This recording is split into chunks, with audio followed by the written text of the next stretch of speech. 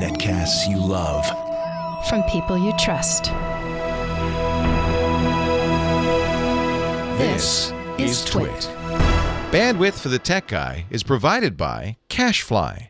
CACHEFLY.com. Hi, this is Leo Laporte, and this is my Tech Guy podcast. This show originally aired on the Premier Networks on Sunday, July 26th, 2015. This is episode 1206. Enjoy. The Tech Guy podcast is brought to you by Intel. Small business owners can't afford to choose between A or B. If both help your business, you want A and B. With Intel-powered 2-in-1s, you get performance and mobility, power and freedom. That's the power of and. Experience it at smallbusiness.intel.com. And by the Ring Video Doorbell. With Ring, you can see and talk to anyone at your door from anywhere in the world using your smartphone. It's like caller ID for your home. Get $25 off the Ring Video Doorbell when you go to ring.com/techguy. Well, hey, how are you today? Leo Laporte here, the Tech Guy.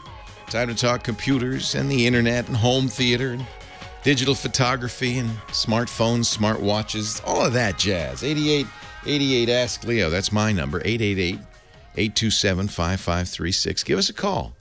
Let's get on the show. You're my partner in this show. Can't do it without you. Let's talk high tech. 888-827-5536. You'll be talking to Kim Schaffer. She's our phone ranger for the day, and she'll be getting you ready for your appearance on the national stage.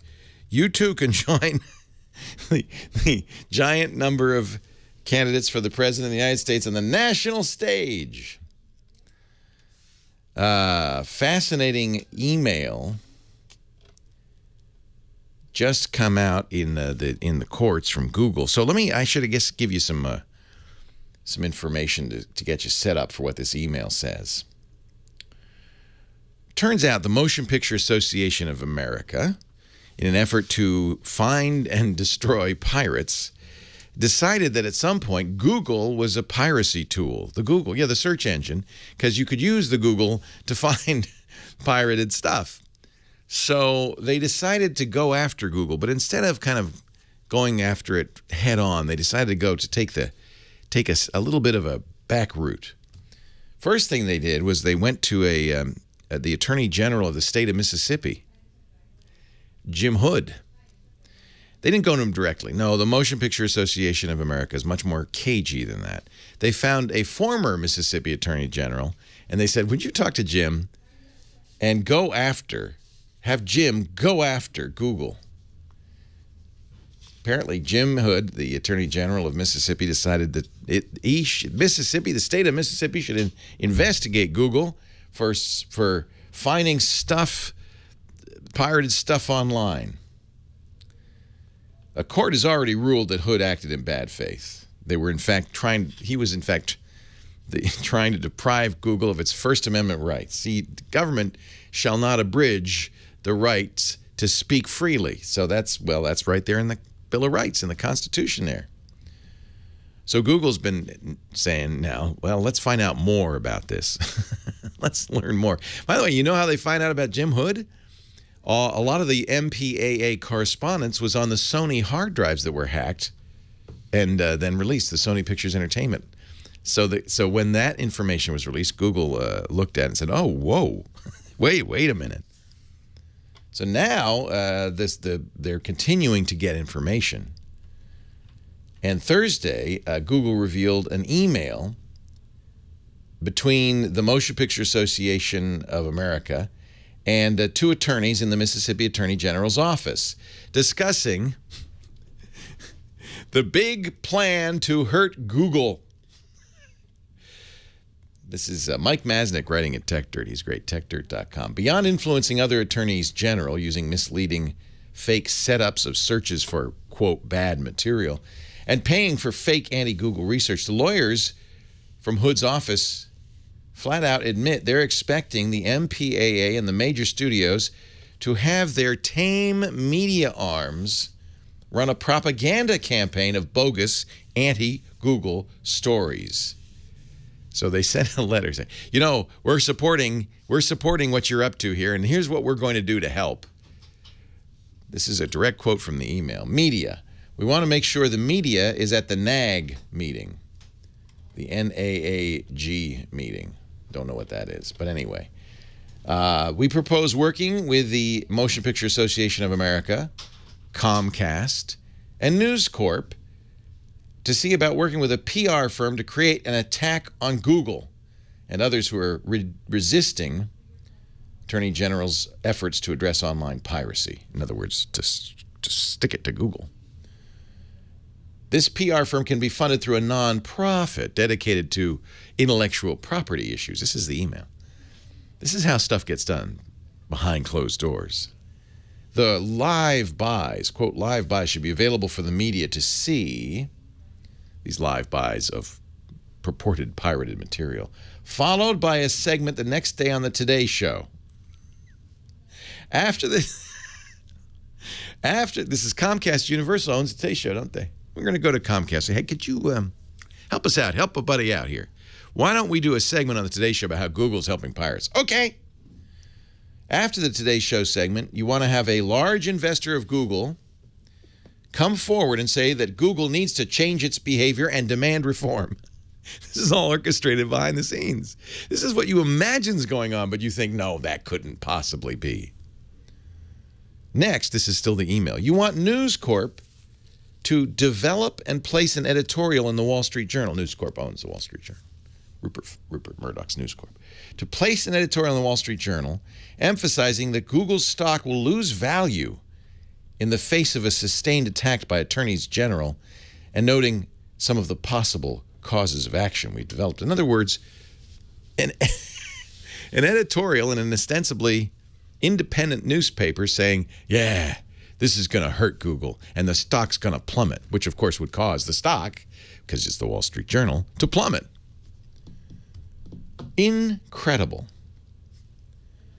And I wonder if it's stock manipulation, isn't it? And that would be a federal offense. The plan goes on. This is more of the email. Following the media blitz, the orchestrated media blitz, you'll want Bill and Rick to work with the PR firm to identify a lawyer specializing in SEC matters to work with a stockholder. The lawyer should be able to identify the appropriate regulatory filing to be made against Google. Now, if I were the FCC, I'd be a little miffed by that.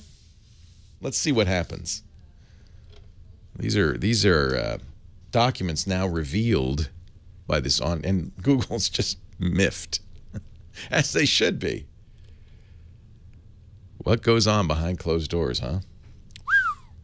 Fiat is doing a recall. Did you see the Jeep hack last week? The Wired magazine reporter who was driving along in a Jeep, and the hackers who were demonstrating how easy it was had hacked into the Jeep via the Sprint network. Turns out a lot of these vehicles are online all the time using 3G, but the security's not so good. So the hackers took control of the Jeep Cherokee via the entertainment system that was connected to the internet. Then they did all sorts of things. They changed the screen to be a picture of them. They turned off the brakes. Now, fortunately, this was on a test track, and the reporter who was doing this knew this was going to happen. So Fiat, at first, shaking their heads, now say, you know, I think we're going to recall 1.4 million cars and fix that flaw. 1.4 million cars. Fiat Chrysler did say exploiting the flaw, quote, required unique and extensive technical knowledge. Prolonged physical access to a subject vehicle, I might contest that one, and extended periods of time to write code. Yeah, it's a lot of work. Somebody'd have to really write some code. They did point out that doing that is criminal. Yeah, I don't think hackers care too much. So if you have a Jeep, well, if you have a Fiat or a Chrysler or a Jeep, I guess you should check and see if your car is affected by the recall. And if it is, you should probably do it. We've talked before about how insecure car systems are, but that one was a stunner. That was just stunning.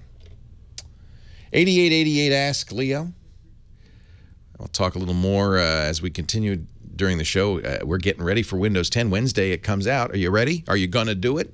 Free upgrade if you have Windows 7 or Windows 8. You probably already got that little flag in your system tray saying, hey, you want Windows 10? Come on. Hey.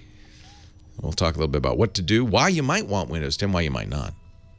And I'll answer your questions, your coded questions as well. 8888 Ask Leo. Leo Laporte, the tech guy. Your calls next. National Association of Attorneys General. That's what NAG is. Leo Laporte, the tech guy, grooving. 8888 Ask Leo. That's the fun number. Kim Schaffer is here with us today, answering the phones. Good morgen, Kim Schaffer. Good morgen to you, too. Good morgen. Good morgen. Have you lined up some wonderful calls for us for the show today? Who should I start with? Well, Chris in Florida wants to register some domains in other countries, and he needs information on how to do that. Yeah, okay. That's kind of fun. There's some interesting names. You could get LY is Libya. .ly. Okay. So I used to have Geekly, GEEK.ly. That's cool. Yeah, stuff like that. Chris, Leo Laporte, the tech guy. Hi, Chris. Hey, Leo, thanks so much for taking my call. I appreciate it. My pleasure. So we're starting a business down in Brazil, and when I'm down there, they have a .com.br. Right. So when you sign on to Google or email or whatever, you get this interior Brazil website. And I'm trying to repeat that with a website we're going to start down there. Yeah. It's the same thing. But I don't know where to go to register. I use Network Solutions here in the States, but I'm seeing so many different things that don't really look. Generally speaking, if you want a domain name that belongs to a country, it's a good idea to check the domain registry in that country. So here's how it works. There's a non-governmental organization called ICANN, the Internet Corporation for Assigned Names and Numbers, and they approve registries. They also approve country codes and all of that. It originally did start in the U.S.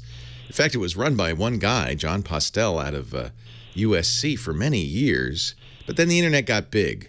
And so now I imagine there's a building somewhere with thousands of functionaries doing all of this. In order to get in the big internet phone book, and that's what you want to be, you have to go to a domain registrar, and you want one that'll do .br. So there's a couple of ways to do it. One is to just, as I just did, Google search .br or Brazil Domain Registry, and you'll see a number of them, some in the U.S., but some in Brazil. I see AmericaRegistry.com will do it. So in other words, you don't have to go to your registrar. Any registrar will do, as long as they will register the extension that you want. So AmericaRegistry.com will get you .com.br. And then you own that name? And you own it. Just like VeriSign or Dotster or Hover or GoDaddy or any of the other. They're all the same. They're all approved by, and only use a registrar approved by ICANN, but it'll say that. And, yeah, you had mentioned Hover before, and I tried them, but they didn't do the dot. Yeah, not everybody does everything. Right. .ly, for instance, is only done by the Libyan government. So you actually have to go to the Libyan. So these are all called NICs, N-I-C, Network Information Center. You go the Libyan NIC, and they can give you .ly. Sometimes, like .tv, Tuvalu is a small island nation in the Pacific that's apparently sinking. But they have one of the most lucrative domain names, .tv. But you can get that from Hover or others because they allow resellers. You know, they set up others for resellers. So if you want .com.br, the easiest thing to do for any domain name is to just Google and then at .com.br domain registry. And I found this one, America Registry, which I would bet is in Brazil, I would guess. Now, not cheap. .br.com, but who would want that? That's confusing. How about com.br? $135 a year. Wow. You can also get .tv.br if you want, or .net.br. Yeah. Can I ask a follow-up? Well, but before, now here's one little fly in the ointment. They say here a Brazilian tax ID will need to I be have provided as a proof of that. Oh, good. So this is And I have sometimes the that. case. In some countries, they don't want you to get a country code domain unless you're in that country. Yeah, they want you to have a CPF. Yeah, you have a CPF, you're good. Yes, yeah. So it should be good there. Yep. Hey, how about an inexpensive tablet to give away to some of the less fortunate down there? There's a bunch of What a nice where idea. we go. Yeah, you can get really inexpensive. You know, they sell them at gas stations and stuff, 40 and 50 bucks. Not sure that's a good idea. Do you want I presume you want Android. Yeah, that right. Yeah. I'm not sure that the $40 or $50 tablet is a great idea, but you can get decent. Here's the thing. The really cheap tablets, they don't provide Google services, which in my opinion, makes them less than useful. They didn't want to pay Google to make it a official Googly Android. Huh. See, Android's free if you don't care about having the Play Store or Google Maps or any of the Google features. It's free. It's open source. So the really cheap tablets, they don't pay a penny for the open source operating system. But the user gets kind of less than a full tablet. So I would look at a tablet that has Google Play services on it, including this Google Store, because then you have then you can add apps and stuff like that. Right. I like the Nexus 7. If you can, Google's discontinued it, but I think they might still be selling it. That's a little more expensive, though. You were probably thinking something on around $100 at most. Yeah, exactly. I don't know. I would. I will have to look because Pantech, Pantech, is one of the companies that's fairly decent that makes really inexpensive tablets. But at $100, I don't know if you're going to get the Google services. The Nexus 7, which is full Google, is $150 on Amazon right now, but they're running out of them fast because Google stopped making them. That's the one I would look at. The Pantech Element, $109. They have even less, 55. I see one for $56. But the question is, does this have the Google Play Store on it? Google Play services. Yeah. Okay. Well, it's not. Yeah, it's not the end of the world if it doesn't. But it may indeed be that the kids you're going to hand these out to in Brazil don't care, right? If they can get online, they're probably happy. If they can get on the internet, they'd be happy. That's right. That'd probably be sufficient. Yeah. Pantech Element looks pretty good actually for $100. That's probably in your price range. 8888 Ask Leo the number. Mark, I think we have time for Mark in Los Angeles. You're next. Hi, Mark. Hi. Great to talk to you, Leo. I've been a fan for a long time. Lucky enough to see you at the original Screensavers show. Oh, wow. That's San great. Francisco. Hope to get a Petaluma to see the new Screensavers someday. But just had a question with encryption of my hard drive.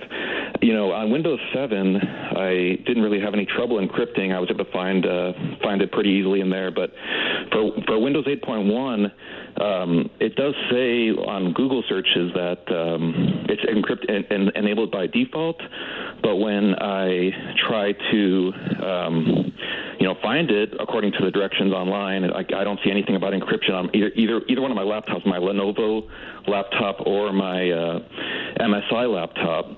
And which version of which video? Something called Instant Go enabled, and I'm not sure if my laptop supports Instant Go. So yeah, you want to use BootLocker, but BootLocker is apparently not on all versions of Windows. Which version do you have? You need the Pro or the Enterprise version of Windows 8?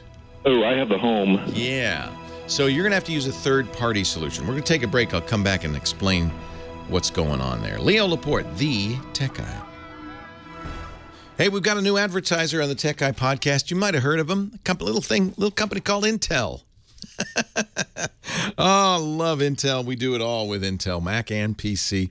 With Intel and their new, for small business owners, there is no room for compromise. If your business is running on a computer, you don't want to choose. You can't choose. You can't afford to choose between A or B.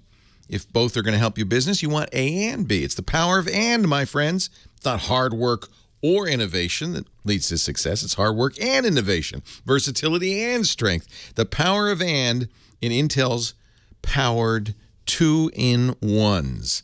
You don't have to choose between a laptop or a tablet. It's a laptop and a tablet. You get performance and freedom. And make sure it's powered by Intel's latest family of core processors. You will impress your clients and your colleagues at the touch of a tablet. You'll be able to handle robust programs on the go, and you can do it right. And you can do it right now.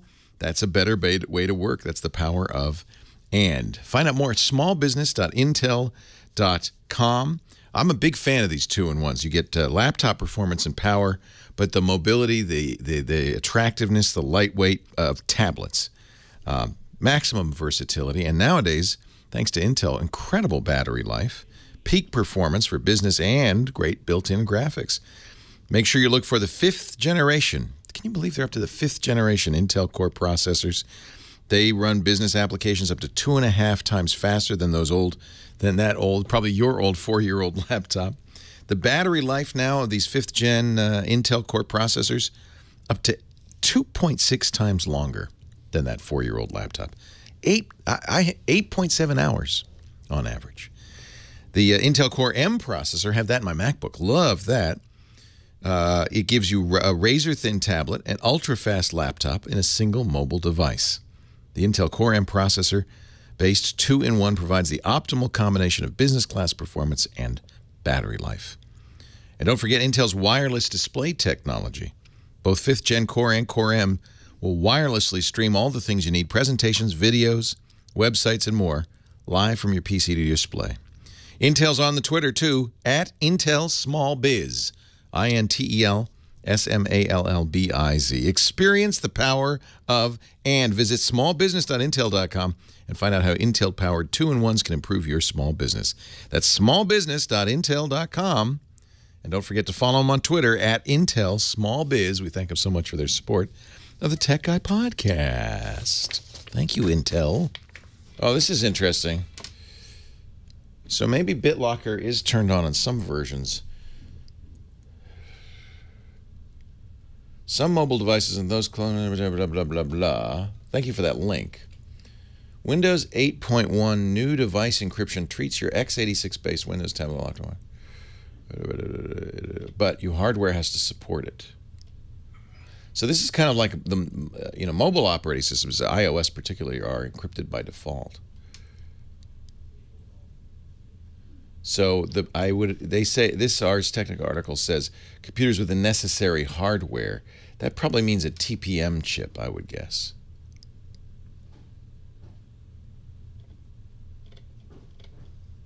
Let's put a link to this article in the show notes. Yeah, you need secure boot, UEFI, and you need TPM. And you need TPM 2.0. Oh, well, that sucks. So most systems won't actually do this. Nice. And you can't, let's see. Oh, wow. So you also need connected standby. This is not something that's probably likely on most systems. So you're probably going to want to use something like TrueCrypt, I would think.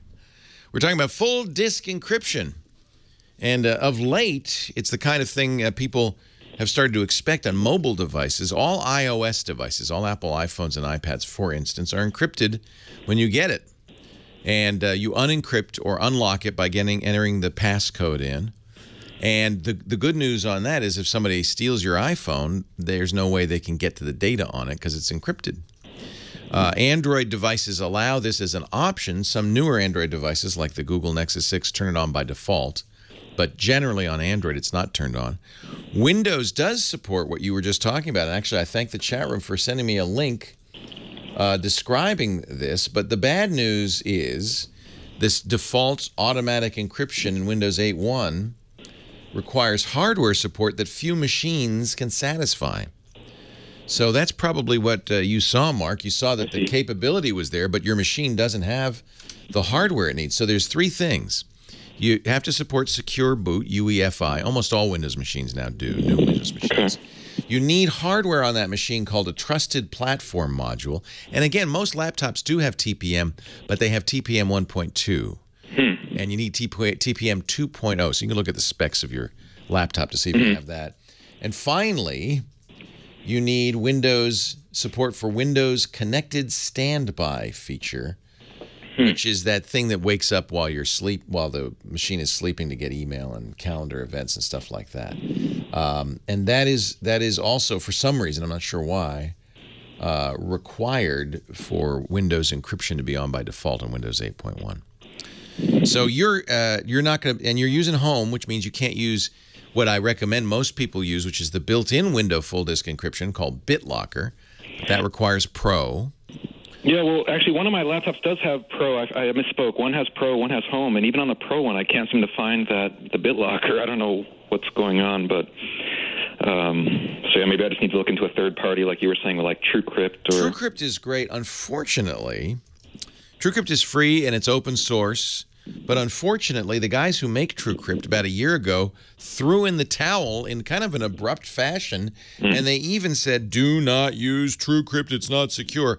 Well, after that, there was a in progress program to audit TrueCrypt.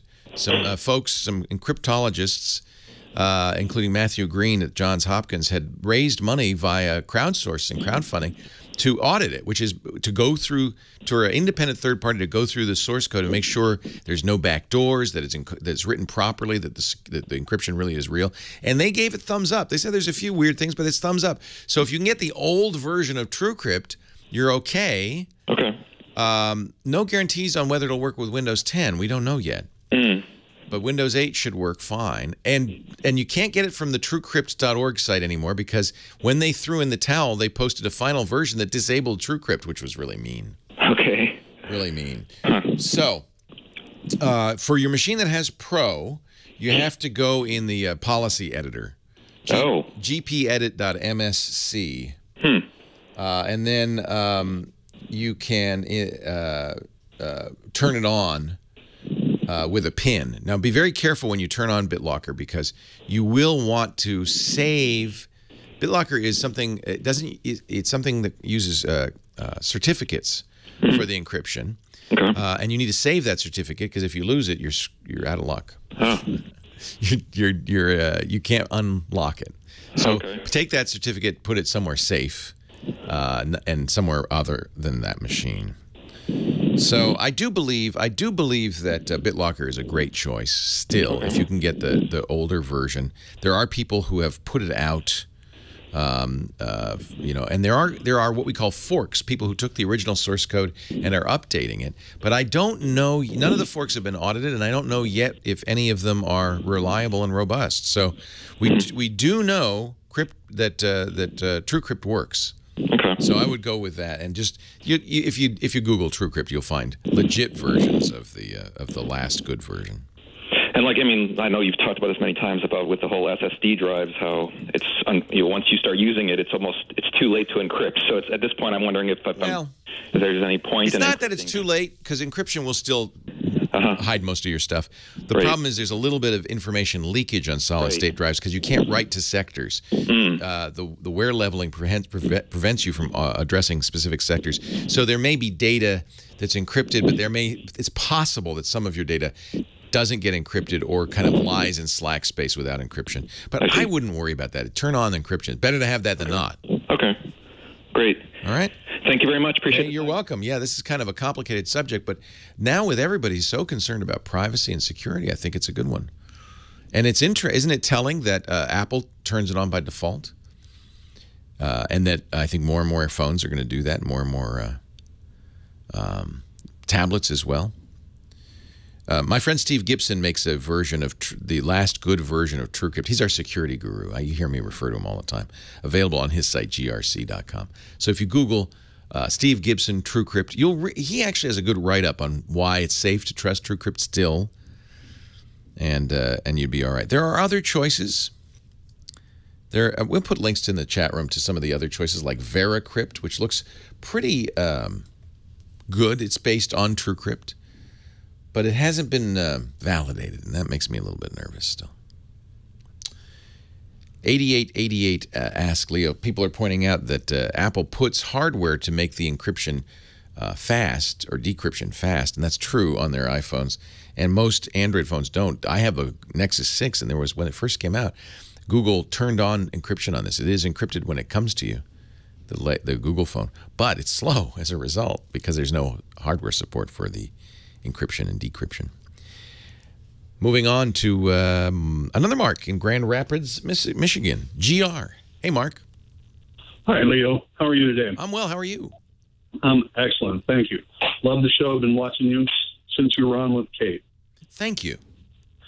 Hey, I have an iMac. It's a 20-inch early '08 iMac. The hard drive died. I had a backup, by the way. Okay. And I replaced it. But the new hard drive, it's a Western Digital, same model as I had in it, but the new hard drive does not have the cable for the hard drive temperature sensor. Oh. So now when I boot up, the fan blows full speed all the time. Oh, because you can't attach it to the motherboard so that the motherboard knows whether you're hot and the operating system decides whether to turn the fan on or not. Exactly. I couldn't find that and I started looking around. I couldn't find a hard drive that had that sensor that fit this Mac. So I just left that hard drive in, and it's working great. But that's annoying, though, isn't it? It is. But do you think there's any chance there's a utility out there, some sort of application that will allow me to control the fan just through software alone? I didn't know that you could. This is news to me that you could connect the temperature sensor up to the hard drive, which is a great idea. Yeah. It looks like even if it didn't come with that wire, there may be there may be pins on the connector that you can access. Could be the wire on the original hard drive came out of it. It was like a port on the top of the hard drive. Yeah. So it wasn't connected to the pins back around by the SATA connector. Yeah, and by the way, your hard drive's not going to overheat. I know. But what is annoying is that the fans are going on and on and on. Yeah, you can't turn them down. I haven't found anything out there yet that allows me to control that through the software. And probably, whatever the Apple BIOS is not going to allow that to happen anyway. Actually, I think there is a program. And the SMC fan control, I will put a link in the show notes. Somebody in the chat room just passed it along. We'll see if it works. Leo Laporte, the tech guy.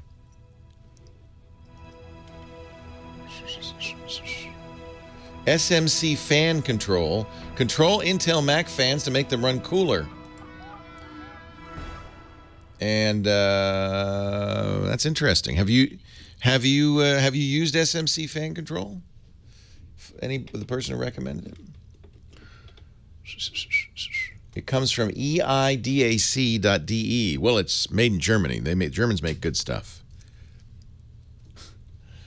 Do not get it from Softpedia or download.com. Get it from the original author. So we'll put a link to this on eidac.de. SMC fan control, reduced energy usage, support for Yosemite dark mode. Looks like they're keeping it up to date. Neat. Neat, neat, neat. So there you go. And it will, in fact, let you turn down the fans, right? Nice. And Otherworld Computing apparently sells the cable for the inline digital thermal sensor. Man, you guys in the chat room are good. So we love Otherworld Computing, macsales.com, and they sell an inline thermal sensor, which I presume connects to the motherboard. This is why I always buy upgrades from macsales.com. Inline digital thermal sensor. Huh. So this is exactly the issue, right? You got the excessive fan noise because you're using a third-party hard drive. And the Apple diagnostics will see this. Let's see how much it is. Look at this.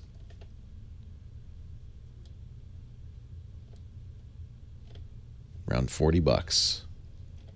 Actually, that's for iMacs. Neato. So you could use the SMC fan controller to turn the fans down, or you could actually buy a special cable that will do that. I'm with you on that, Jason E. I've been very disappointed with the LG G4 and S6. A lot of hesitation, slowdowns, and the Nexus 6, because it's pure lollipop, I would guess, is fine. 8888 Ask Leo. So we'll put a couple of links in the show notes. Thanks to the chat room, we found a company that sells a hard drive connector for Macintosh computers that will connect to the new third-party drive and still give you that temperature sensor and, of course, software that will let you turn down the fans.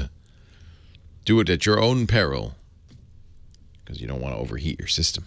Gordon, Long Island, New York. Leo Laporte, the tech guy. Hi, Gordon. Hello, Leo. How are you today, my friend? I am well, my friend. How are you? Very good. I'm a long-time geek, but first-time caller. Well, welcome. With all this Windows talk this week, it's been a long time since I made a recovery disk, and you were talking yesterday on the program about doing it to a flash drive. Yes. How can I find out, first of all, how much disk space I would need on the flash drive?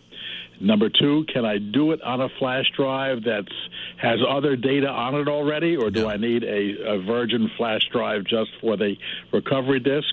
And three, what is the basic process? Unlike the real world, you can actually make a flash drive, any flash drive, virgin, and it will be made virgin in the process. It will wipe everything that's on there. So don't use anything. Don't use a drive that you need whatever's on it. It's gonna erase it. It will tell you in the beginning of the process how much space it needs.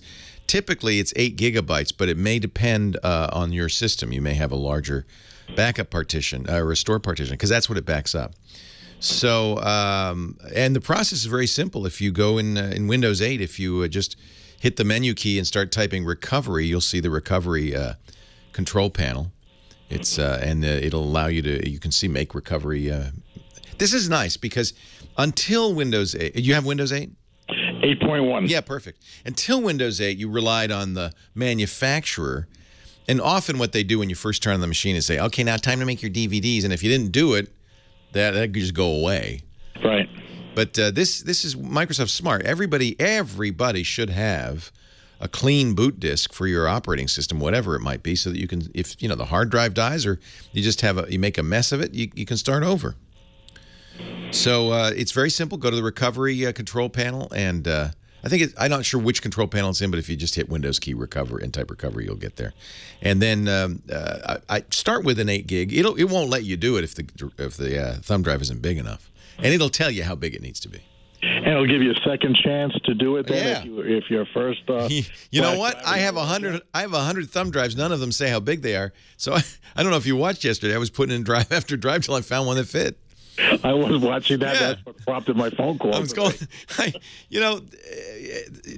Thumb drives have gotten so cheap, but I have unfortunately a proliferation of 1 and 2 gigabyte thumb drives, which I think are not going to be big enough. I think the one I ended up using was 8. Well, I have mine all on lanyards, and they're tied together like one big ponytail. But you're right. I'm not sure what's on any of them. Yeah, exactly. It wouldn't be a bad idea for people to go out and get a couple of 32 or even 64 gig thumb drives. These are just so horaciously useful. I just made up a word. And so cheap today. And they're cheap. Next time you're at Fry's or wherever, just say, hey, I'll pick it. They should have them in a bin in the front, like as you're checking out. Don't forget to take home some thumb drives.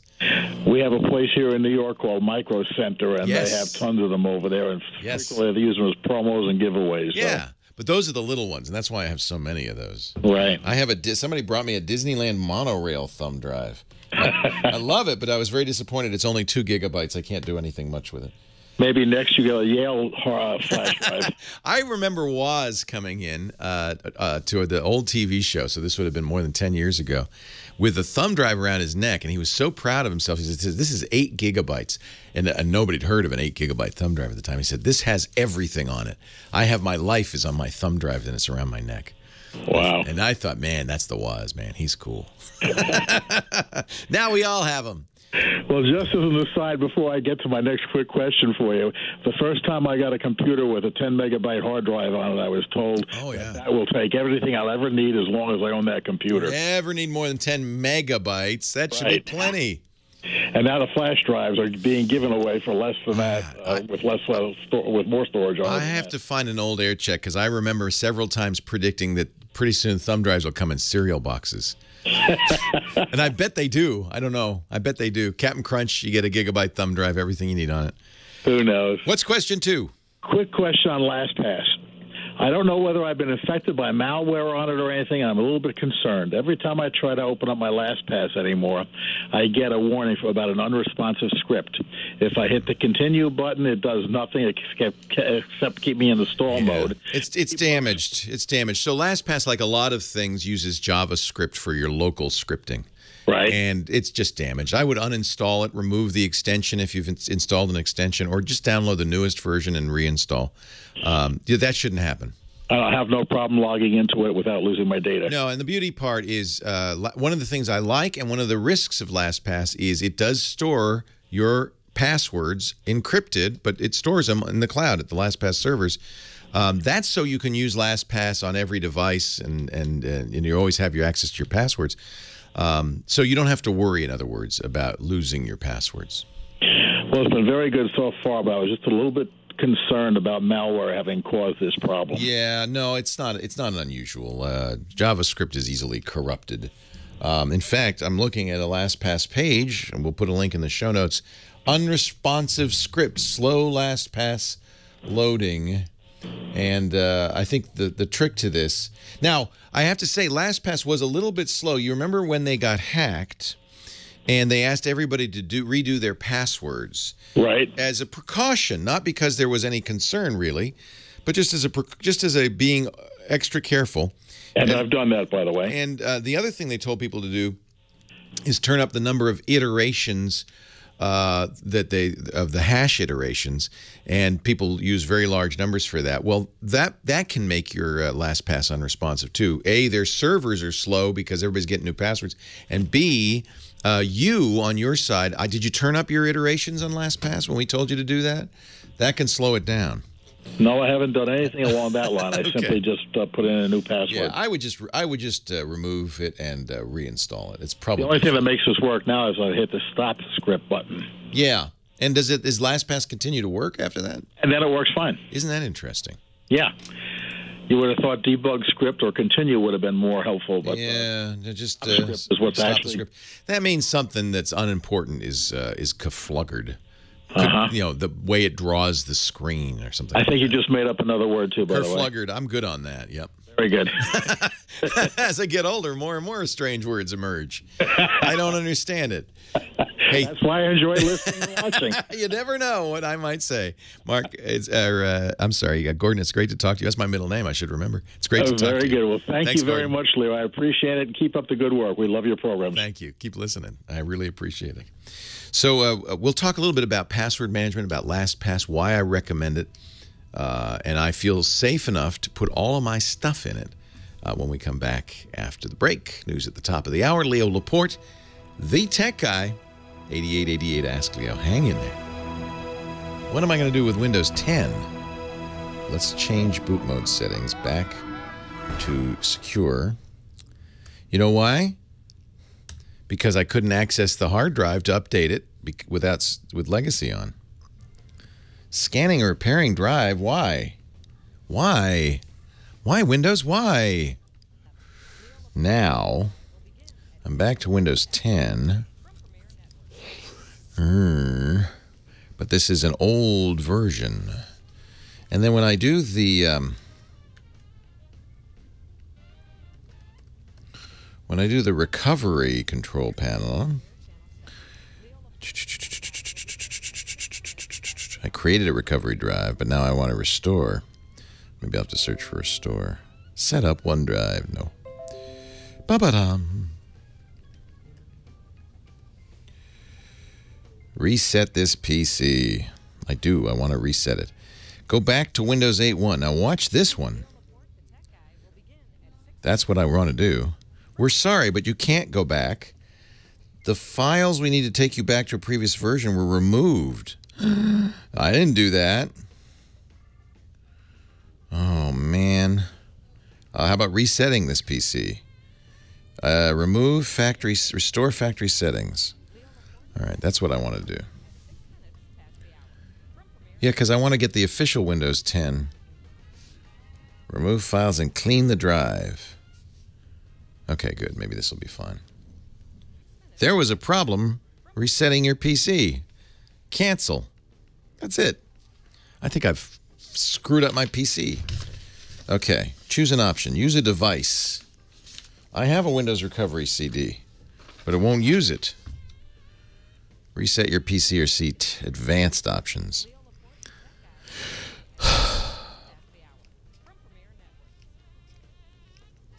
Should I do the system image recovery? Startup repair? What should I do? No, I can't install the RTM Zendrome because I don't. They turned off the authentication. Yes, that's right, Lawn Dog. Microsoft turned off the authentication. I blew it by installing an older ISO, hoping that I would be able to run the updates, but the authentication server's been turned off.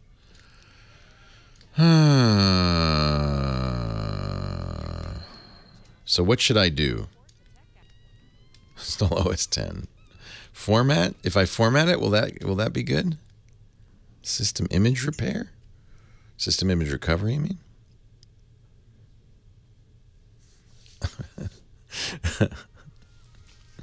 Well, this was a Windows 8 machine. I created the refresh media. Windows cannot find a system image on this computer. Well, hey, how are you today? Leo Laporte here, the tech guy.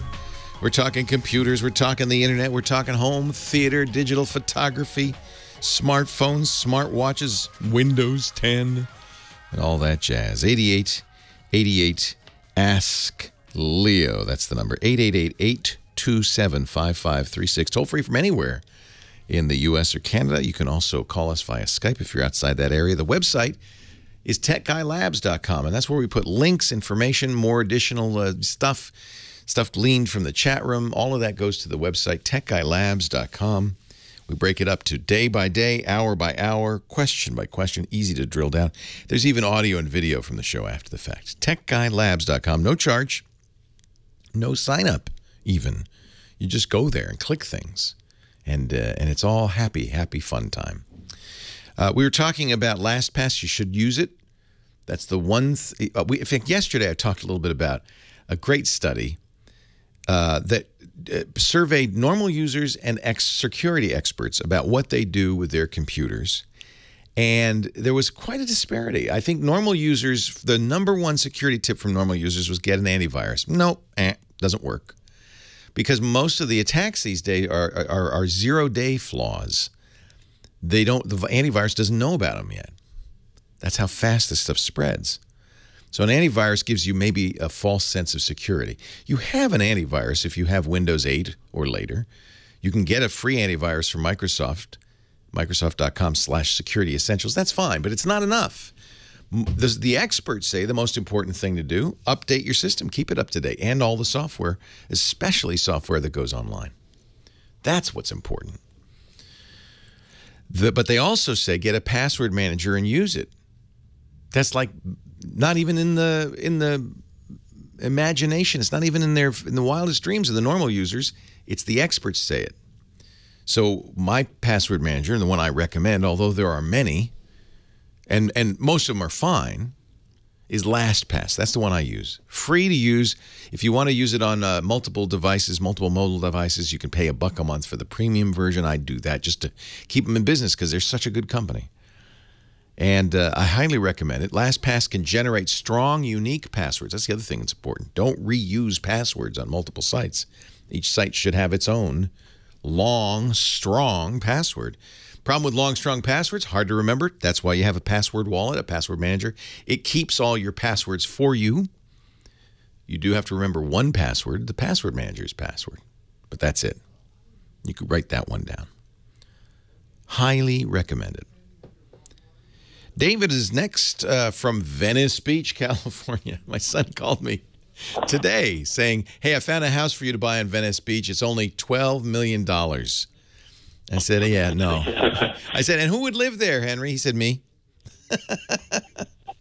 He loves Venice. So how are you doing? What can I do for you? Good afternoon. afternoon. I'm well, thank you. My question is about a Panasonic video camera. Yeah. I've been checking it out in the store. I purchased it finally, so now it's being shipped from New York, so I don't have it in front of me. However, it's a 4K, and when I turn it on and I move my hand in front and back in front of the camera, there's a little lag, and I was wondering if that's normal or if yes, fix that. That's normal. If you think about it, recording 4K video is a lot of bits, a lot of pixels. And that means there's a lot of data coming across the bus that the sensor has to pick it up. So it's completely normal for there to be some lag. That's just the way it is, unless you spend a lot of money on a very, very fast camera. Oh. So don't worry about it. You're not looking at what's going on. You're looking through the viewfinder, so you won't notice any lag anyway. What if I do look at the viewfinder itself while I'm shooting?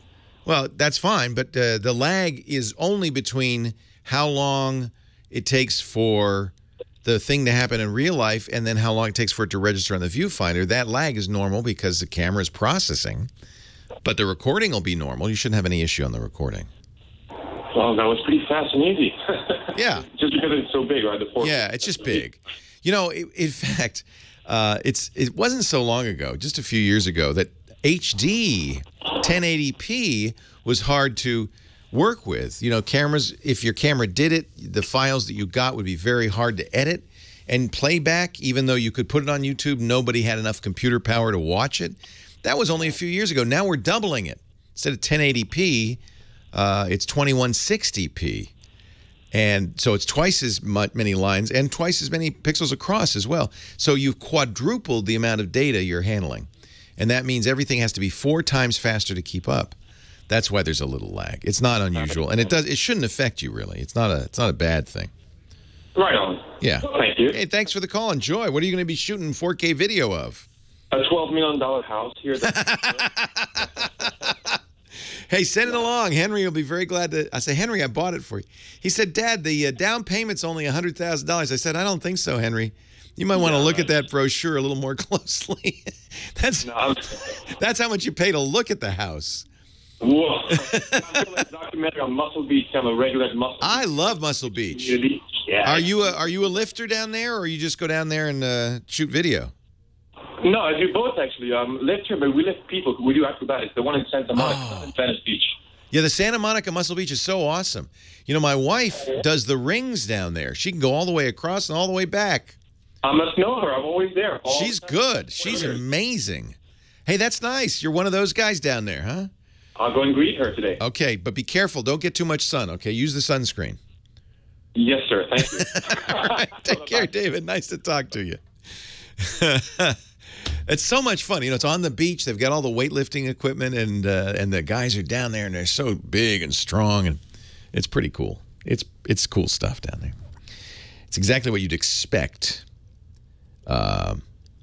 in Los Angeles. You're living up to the dream, you know, the sunny dream. David in Salt Lake City, Leo Laporte, the tech guy. Hi, David. Hi. How's it going? It's going well. How you doing? I'm doing well. Thank you very much. Hey, I have a bunch of different email addresses on different domains, and I'm just really getting sick of the spam and all that. And yeah. About moving to Google. The downside is I can't figure out how I can send from Google on those different domains. Say that again. You want to send from Google using your non-Google domains? Is that it? Right. Is that even possible? Yeah. Yeah, that is possible. It's Google calls that.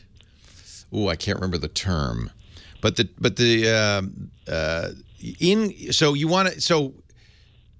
you want your return address to be a Gmail address. Tell me exactly what you're looking to do. Okay, if I'm getting email from Leoville and from twit.tv, I want to send it back from Leoville or from twit.tv or something like that. You want to send my email back to me from the same address? No, okay, I'm sorry. No, I was just using those examples. So your address is xyz@gmail.com, but you're receiving something at xyz.hotmail.com. Or .com. You want to respond to it, but have the response address be your XYZ at Gmail address. Is that right? XYZ.com. Okay. Yeah, by the way, the word came to me. The word is delegation. Google calls that delegation when you respond from a Google address and use another address. I think that's what you want to do, right? Okay, yeah, I think that sounds like it. So go into the settings, and you can choose an account that it should come from. You can also change the reply to in your email client so that the reply to is xyz.com. Oh. I understand what you want to do, because I want to do that too, because I use Gmail, but my my address that I want people to use is Leoville. Right, yeah. Yes. Yeah. So that you should do two things. You change the reply to be your xyz.com address. Okay. And then go into Google and look at the delegation options. Delegation. Okay, see, that's what I wasn't finding with delegation. Thank you. You're welcome. That's the term they use. Came to me. It doesn't leap to mind because it doesn't really make any sense, but that's what they call it. Leo Laporte, the tech guy. You know, I put caller ID on my house. Well, not exactly caller ID, but when anybody rings my doorbell, I know it's them. Because I have the Ring Video doorbell. This was so easy to install. The Ring Video doorbell just takes the place of your wired doorbell on your house. If you don't have a wired doorbell, you know, you have one of those sticker doorbells that rings wirelessly. It'll work there too. It even has a lithium-ion rechargeable battery in here and a USB port, and you can actually charge this. It'll last about a year. But here's what's cool about it. So it was easy. I took my old doorbell off. There were 2 wires coming out. They give you everything you need, by the way, to install. Look at this. You get the screwdriver, the bits, the drill bit, even as a level, all those screws you stuff. And it's very easy. They've got videos on how to install it. And then, this is so cool, when somebody rings your doorbell, it rings not only the doorbell in the house, but it rings the Ring app on your phone, on your Android or iOS device. I hear the doorbell ring, even if I'm at work, because it goes over the internet. And even better, then I can say accept or deny. I can actually talk to, because there's a microphone and a speaker in here. I can see who's ringing my doorbell, and I can talk to them. And I can say, hey, I'm in the shower. Can you leave the UPS guy, can you leave the box on the doorstep? It is awesome. It also turns out about 95% of burglaries happen during the day when you're not home, and almost always the burglar rings the doorbell. So you're going to have great clear video. Let me show you. I have the app on my phone. You have great clear video of the bad guy. So I have it set. You can do motion detections. I have it set to do motion detection and doorbell detection. So somebody was at my doorbell at 8:44. Actually, they didn't ring the doorbell. They just came in the house. So I can go back and look at the video. There's the front door. Look how good that picture is. Crystal clear. Oh, yeah, that's my daughter. That's cool. She's coming in. If somebody rings the doorbell, I can answer it. I can talk to them. It's awesome. Now, it doesn't open the door. It's not that. It's just a doorbell. But it's just the smartest doorbell you ever saw. Installing it is easy, and it protects your home, and I love it. And that's why probably Time Magazine said it was one of their top 10 gadgets of the year last year. See, there's a missed call. That's somebody ringing the doorbell. Let's see if we can. Yeah, what I should do for this ad is get somebody to go to my house and ring the doorbell. Oh, yeah. That's Aiden and his mom. Yeah, and you can even hear it. Good morning, Michael. Good morning. Right now, you can get the Ring Video doorbell for $174. We're going to give you $25 off when you go to ring.com/techguy. I love it. Ring.com/techguy. The Ring Video doorbell. It's like caller ID for your house. And we thank them for supporting the Tech Guy podcast. I read an article, I guess I didn't bookmark it. Shoot. That spam is down. The number of spam messages down to something for the first time ever.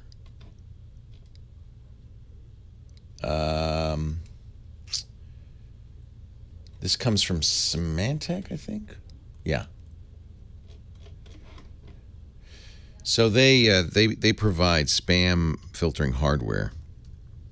Let's see if I can find that. Spam is down, Symantec. I'll Google that. 12-year low on spam.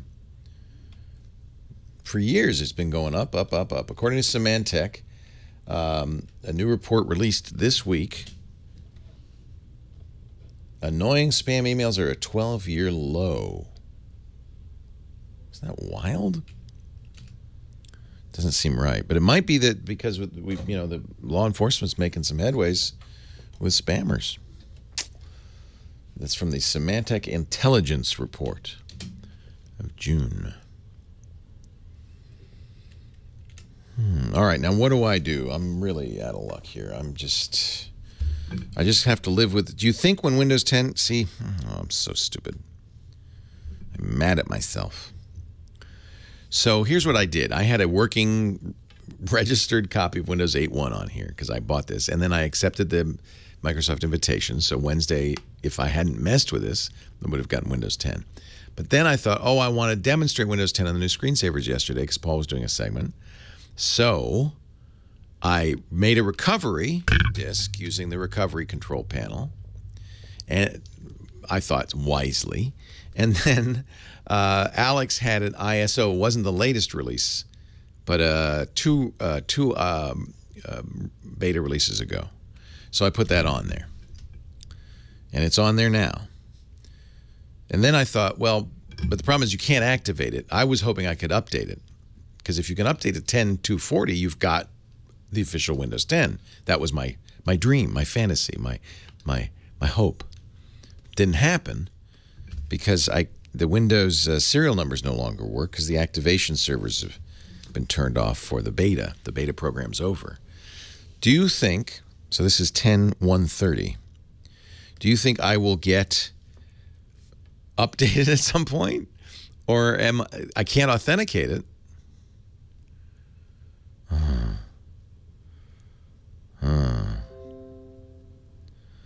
I can't authenticate it, and I'm not going to be able to update it. Yeah, they shut down insider activation. Do you think, though, on July 29th, I'll be able to authenticate? But I don't have a serial number, but I'm sure I can find one. You're a prime example why I never update anything, because I don't know what I'm doing, and you do, and things are messed up. I have like 2 past versions of my MacBook because I have no idea how to upgrade anything. So frustrating. I don't know what to do. Yeah, I need to come here and have you guys do it. No, I'll just mess it up like I did that one. Because I'm still on, what am I on, Mavericks? I think I'm on Mavericks for my late 2013 MacBook Pro. Yeah, you should update. That's a little easier. I'm afraid I'm going to lose everything.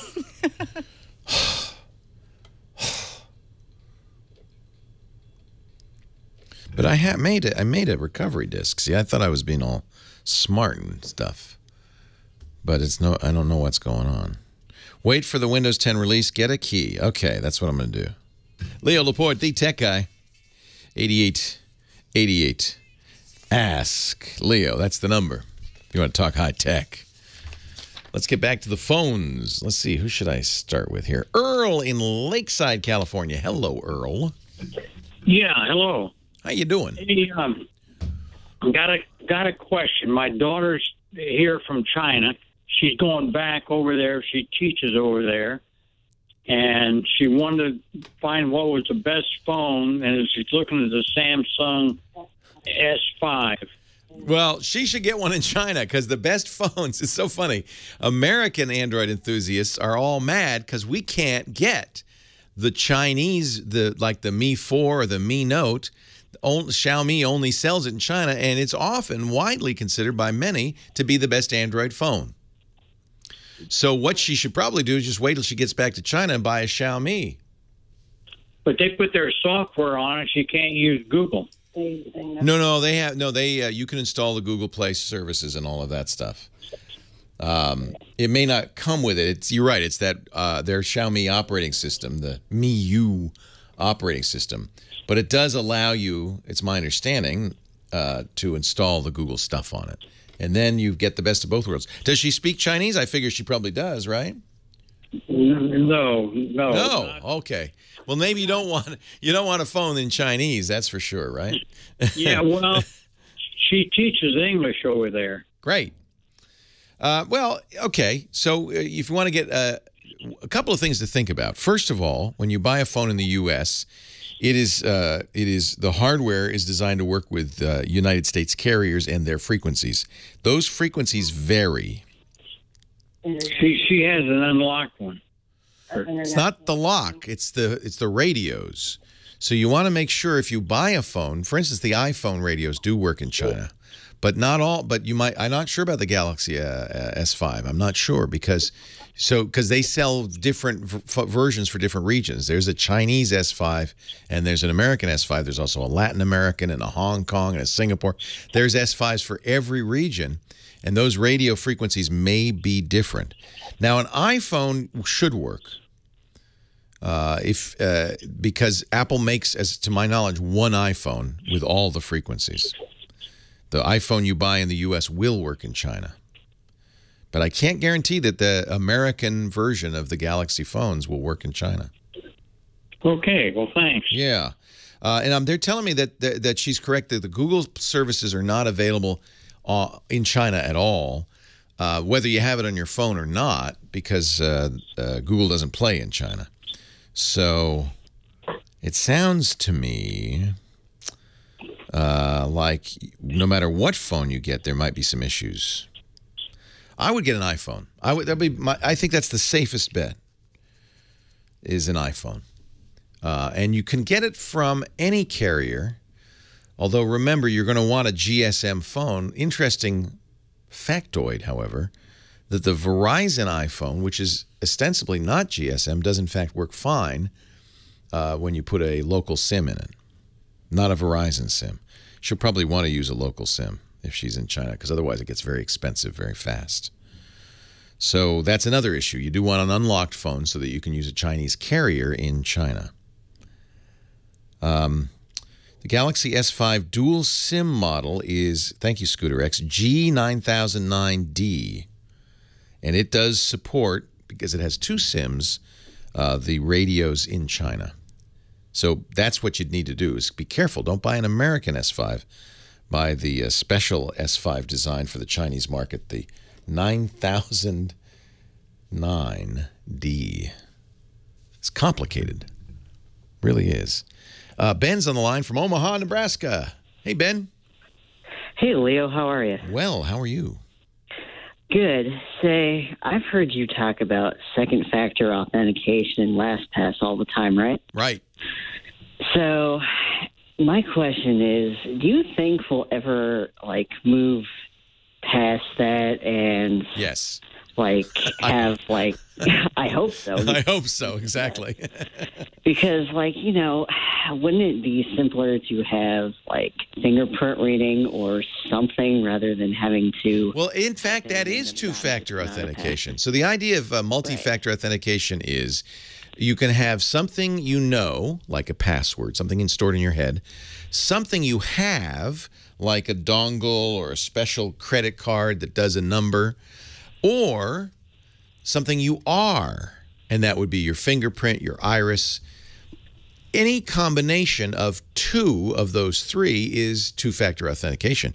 In fact, in some ultra-secure facilities, network operations and so forth, they may do three-factor authentication. You go to the door, you enter your password, you tap it with a special card, and then it does an iris scan or a handprint measure and lets you in. Three factors. That's, of course, even more secure. The theory is a bad guy could get your password or guess your password, but even if he does, if you're using another factor like a card or your iris or your fingerprint, chances are he's not got that and your password. So it's really much more secure. Most people now, most banks are using two-factor as you have experienced it, which is you enter the password, the bank says, okay, what's your cell phone number? We're going to send you a code, and when you get that code, enter it, and now you can enter the bank. Or we're going to give you a card. I have a card, a SafePass card from the Bank of America. It has a little button on the front. It's just a credit card size thing, but it's got a little circuitry in it.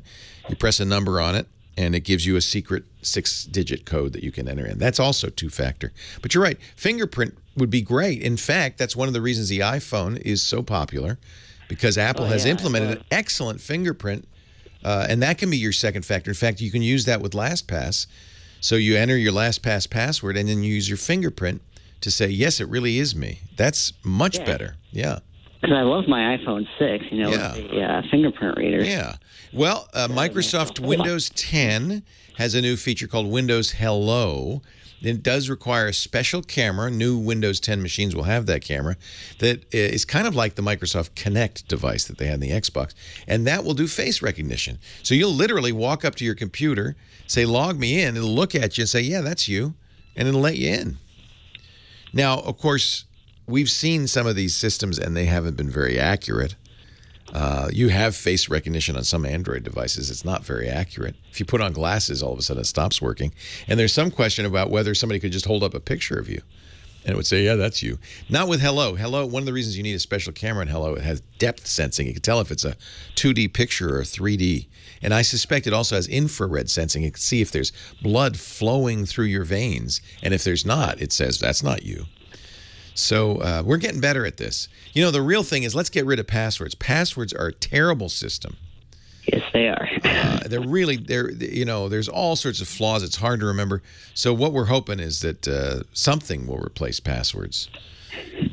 Yeah. Do you use you use LastPass, right? Well, no, I just hear that. You should you recommend it. Yeah. And do you use two-factor with banks and important secure websites? Yeah. Good. I tell you, I used two-factor with LastPass when they had that hack a few weeks ago. I didn't worry about it because I knew I was secure. Leo Laporte, the tech guy. Yeah, I know. No Mac man, that's what I'm trying to do. I made the recovery drive yesterday on the Dell, and now it won't let me. And I did try turning off secure boot. The problem with that is, yeah, it'll boot, but then you can't access the internal hard drive because it's not secure boot. So it's a catch-22. I did. I booted off the USB key. You can't do that unless you turn off secure boot. Then you boot off the USB key, and then you can't modify the internal hard drive. Hello, Chris Marquardt. Hello, Leo. How are you? Hello. How are you? Good. How was your journey? Nice. Lots of castles and cities, and I didn't realize. You should have told me. It's like all Bavaria is what it was. I even bought a pair of lederhosen. Well, it looks like Bavaria, but it's not all Bavaria. It's not all Bavaria. It fits the stereotype. Cologne's not Bavaria, sure. But once I got to the south, that was Bavaria. How was Heidelberg? I loved Heidelberg. Beautiful city. I was there. I was there like 3 weeks ago, actually, almost the same time you were there. Darn it! Did you go to the castle? No, I was there to talk to a publisher. You actually do things. You live in Germany. You don't have to be a tourist. I had some good beer. Chris, how are you? Thank you. I had some. Thank you. I bet you did. A bunch of Wursts. It was fun. Of course you did. I had a lot of fun. Of course you did. And you were on a nice ship too. Yeah, it's a beautiful ship. River cruising is fun. It's very slow. It's a very slow and it's this constant landscape moving past, and yeah, I like that. Yeah. Yeah. It was because sometimes like you're going like this.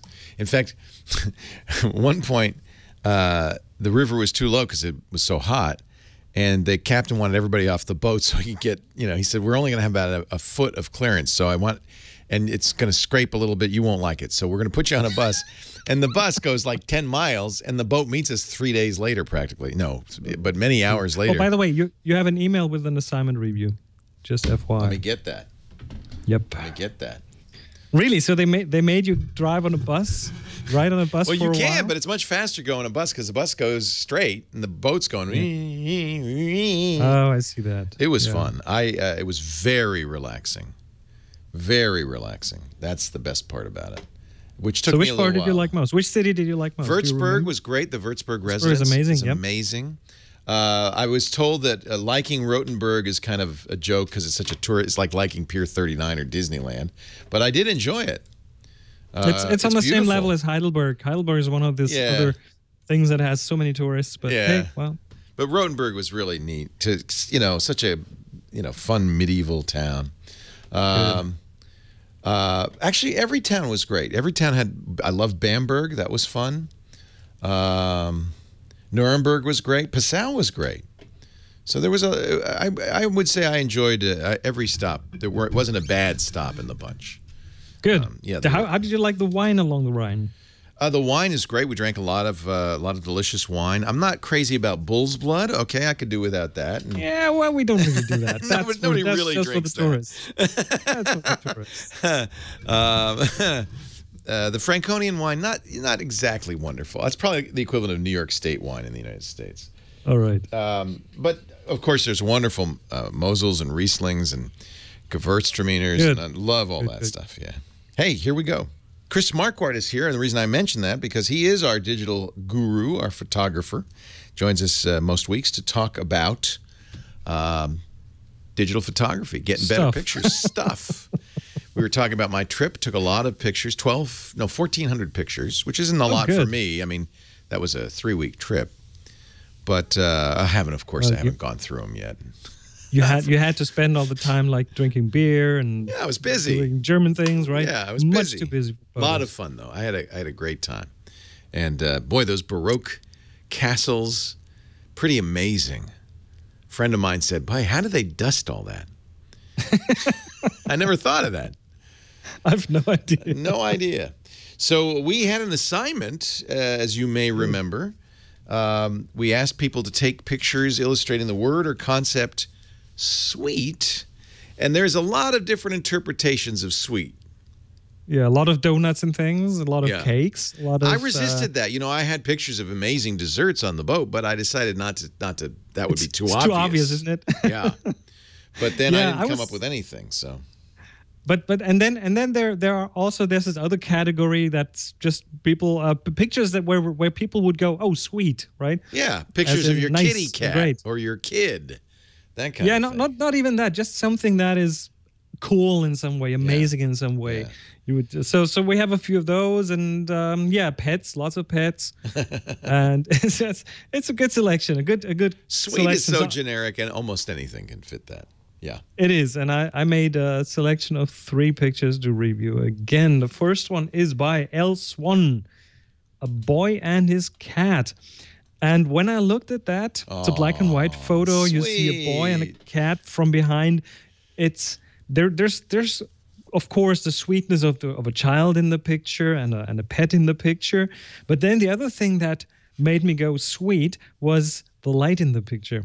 Like if you see the light in the picture, it's backlit. The light's coming from a window and from some screens.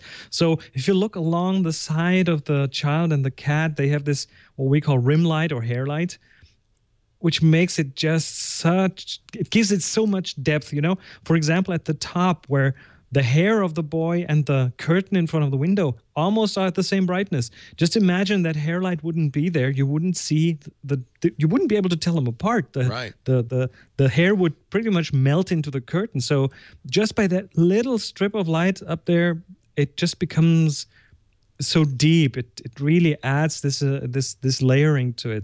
So having things backlit is almost always a good idea. Really? Because our instructions from day one were get the sun behind your back so that you're not backlit. Well, it can work, but now you take a portrait of someone and you have the sun behind you. Guess what that person will do with their eyes? Squint. They'll squint. Yeah. That's not going to work. Plus, it flattens everything out. And it doesn't make it look nice. I mean, the worst place to put a light is right on the camera. I mean, that's what most cameras where they have the flash, but that is never nice because it's coming from the front. So if you have the light come from somewhere else, and in this case, straight at the camera, that actually adds quite a lot of interest to the picture. Nice picture, El Swan. Next one's from Pixel Pusher. By Pixel Pusher. This is not sweet. This is fireworks. Well, yes, but this is a quite technical picture. So Pixel Pusher writes that this was 12 years in the making because what it is an HDR picture. Now, let me explain. An HDR picture is where you have something that has both very bright and very dark in it, and the camera can't handle that. So you would either overexpose the bright or underexpose the dark. And HDR pretty much means you take two exposures, one that's brighter, one that's darker, and then combine them using software. And usually that requires the thing in front of the camera to not move, like a landscape or architecture. That's HDR material. But as soon as things move, as in fireworks, it gets really hard to get this right. And apparently he's got a really fast camera, so he made an HDR of fireworks with 2 exposures, and the way this looks now is very different from how you usually see the fireworks. Normally you see them like just the lights. Now this has also the smoke trails in it, plus the lights, and they're not overexposed. It's a really interesting kind of thing. I've never really seen a fireworks picture like this before. Fireworks are not that hard. You just point the camera, put it on a tripod, and open the lens, and let it sit there for a while, and you got some fireworks. But something like this is hard. It's different, yeah. Yeah. Nice. So that's a very, very technical picture. And the third one is by our moderator, Renee Silverman. Oh, yay, Renee! And this is just a funny picture. I mean, there's this guy on the picture with a beard eating some ice creams in a setting. It's a very, almost a fisheye kind of lens. You see the distortion at the edges. Looks like, yeah, you're looking through a fisheye. And the person is in focus. That's where you want the focus to be, because people are important in pictures. There's lots of context in there, but it's not too much sharpness in the background. I like it. I really like it. One of the things I like about this is there's a little story going on. You look at this picture, and the more you look at it, the more you realize he's wearing a hospital bracelet. He's got a long beard and long hair, and you start to make some connections and think, maybe this guy, this is the first time he's had a really good ice cream cone in a while. Maybe he's homeless. I don't know. Maybe he's been ill. And my mind starts to, play with it. And that's fun. I like a picture that makes you think. That's nice. Yep, that's pretty much what makes a good picture. Or a lot of the time, you're not telling the whole story. You're leaving things open. You are putting things in there that are unusual, and that kind of provoke you to do something. If you show everything, if you show the entire story right away, there's no story left, and people are just going to go to the next picture. But that's why this picture kind of grabbed my attention, because it was so full of things that give you the opportunity to fill in the blanks. You can also taste the ice cream. It's cold. Totally. It's a sensuous picture. You can actually feel the coldness of the ice cream and taste the chocolate. It's kind of nice job, Renee. Great picture. Yep. Fun. Now, remember, this isn't a competition, and I understand that it's absurd to even contemplate reviewing photography on the radio. But it's fun anyway. We do it. Chris Marquardt gives us a new assignment every month. You will have 4 weeks to take pictures illustrating the new assignment. You'll tag them with the word, upload it to the Flickr group, the Tech Guy Flickr group. Renee Silverman, our moderator, will accept your picture. And maybe in 4 weeks, we'll be looking at one of your shots on the radio. We'll certainly do that. What is the assignment this month? The word this time is sour. Oh, you did sweet. Sour is going to be challenging. So many different ways. Yep. Sour is going to be fun. All right, so take that picture. We don't care what kind of camera. You didn't hear us even talk about the cameras in those last 3 pictures. What we care about is the composition, the image, sometimes about the technical details, sometimes about just the feeling you get when you look at it. Upload as many as 1 picture every week. That means you have 4 chances to upload a sour picture at Flickr.com. By the way, Flickr's free. They just re-added the Pro account, which is nice. And I'm a big fan. So join our Tech Guy group and a great community. You'll find more of Chris at discoverthetopfloor.com. When are you coming to the States? Usually you come here for the summer. Are you going to do that this year? I'll come in October to San Diego and to New York City. We'll be holding some sweet workshops over the weekends. All right. So if you want to know more about his workshops, discoverthetopfloor.com. Hey, thanks, Chris. It's always great to see you. I'm sorry I didn't get to see you when I was in Germany, where you live. Yeah, that's because I live here. I don't vacation here. I live here. I have stuff to do. Yeah, well, next time, okay? Leo Laporte, the Tech Guy. Back to the phones we go right after this. I feel like I'm so close. But I don't really know where the Viewfinder Villa is, so... Actually, if you will find it on Google Maps. Oh, I should have searched for it on Google Maps. It's on there. It's on there. What was I thinking? It's all on there. Yeah, it was really fun. I haven't been to Germany since 1967, so it was... wow. Yeah, so when I was a kid, I was 12. So has it changed? Has it dramatically changed? No.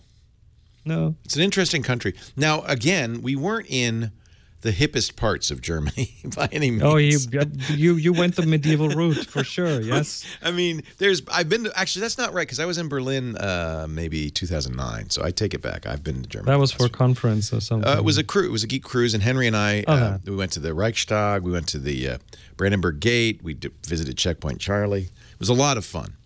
And that's a very different experience. Berlin is urbane and hip. Most of the places we went were not. Yeah, I know. I mean, I've done this exact tour at least from Amsterdam to Basel, and it's really the most picturesque parts of Germany. The beautiful castles. Gorgeous. We used to call them ABC cruise, another bloody castle. Yeah. Because like every day you see another, basically something that's like several thousand years old. It was Nuremberg, Würzburg, Bamberg, Rothenburg. There's all the Bavaria in there. Yeah. And Franconia. Franconia, yep. It was fun. Yep. We had a great time. The food was great. People and were lots great. of beer there too. Great beer. That's that where delicious Dunkel's beer. Arguably some of the best beer in Germany comes from. Oh yeah, well, we're in Bavaria. And like I said, I got lederhosen. Reindeer leather lederhosen. You're wearing them right now? No. And I got the shoes to match. Oh, no. Lisa got a little reindeer leather skirt and like a dirndl top. Yeah. We really looked like tourists. Once you wear those, I want to see pictures. Oh, there's pictures. Wait a minute. Let me see if I can. There are pictures. Where did you put them? On Flickr? Oh, I'm just going to make sure we're not gone. Let's see. Frederick Van Johnson took some. Let me see if I can find those. Oh, he was with you on the group. Ah. No. We wore them on the new screensavers the day we came back. I see. And he sent me. I bet you I have it in an email from him. Let me check. Because you got to see these. Actually, Lisa looked very fetching. Very cute. Yeah, dirndl does that to you, yep. Yeah, dirndls are great. Let's see, Frederick's email.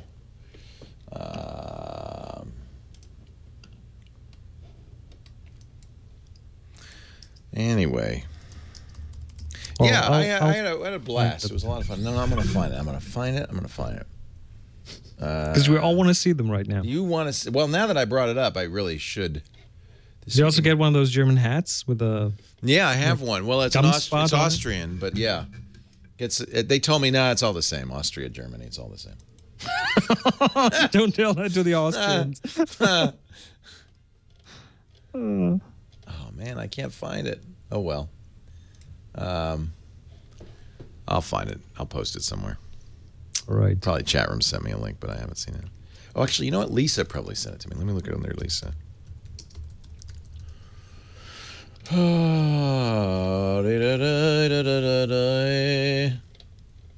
Problem is I have so much mail from Lisa that I'll never find it.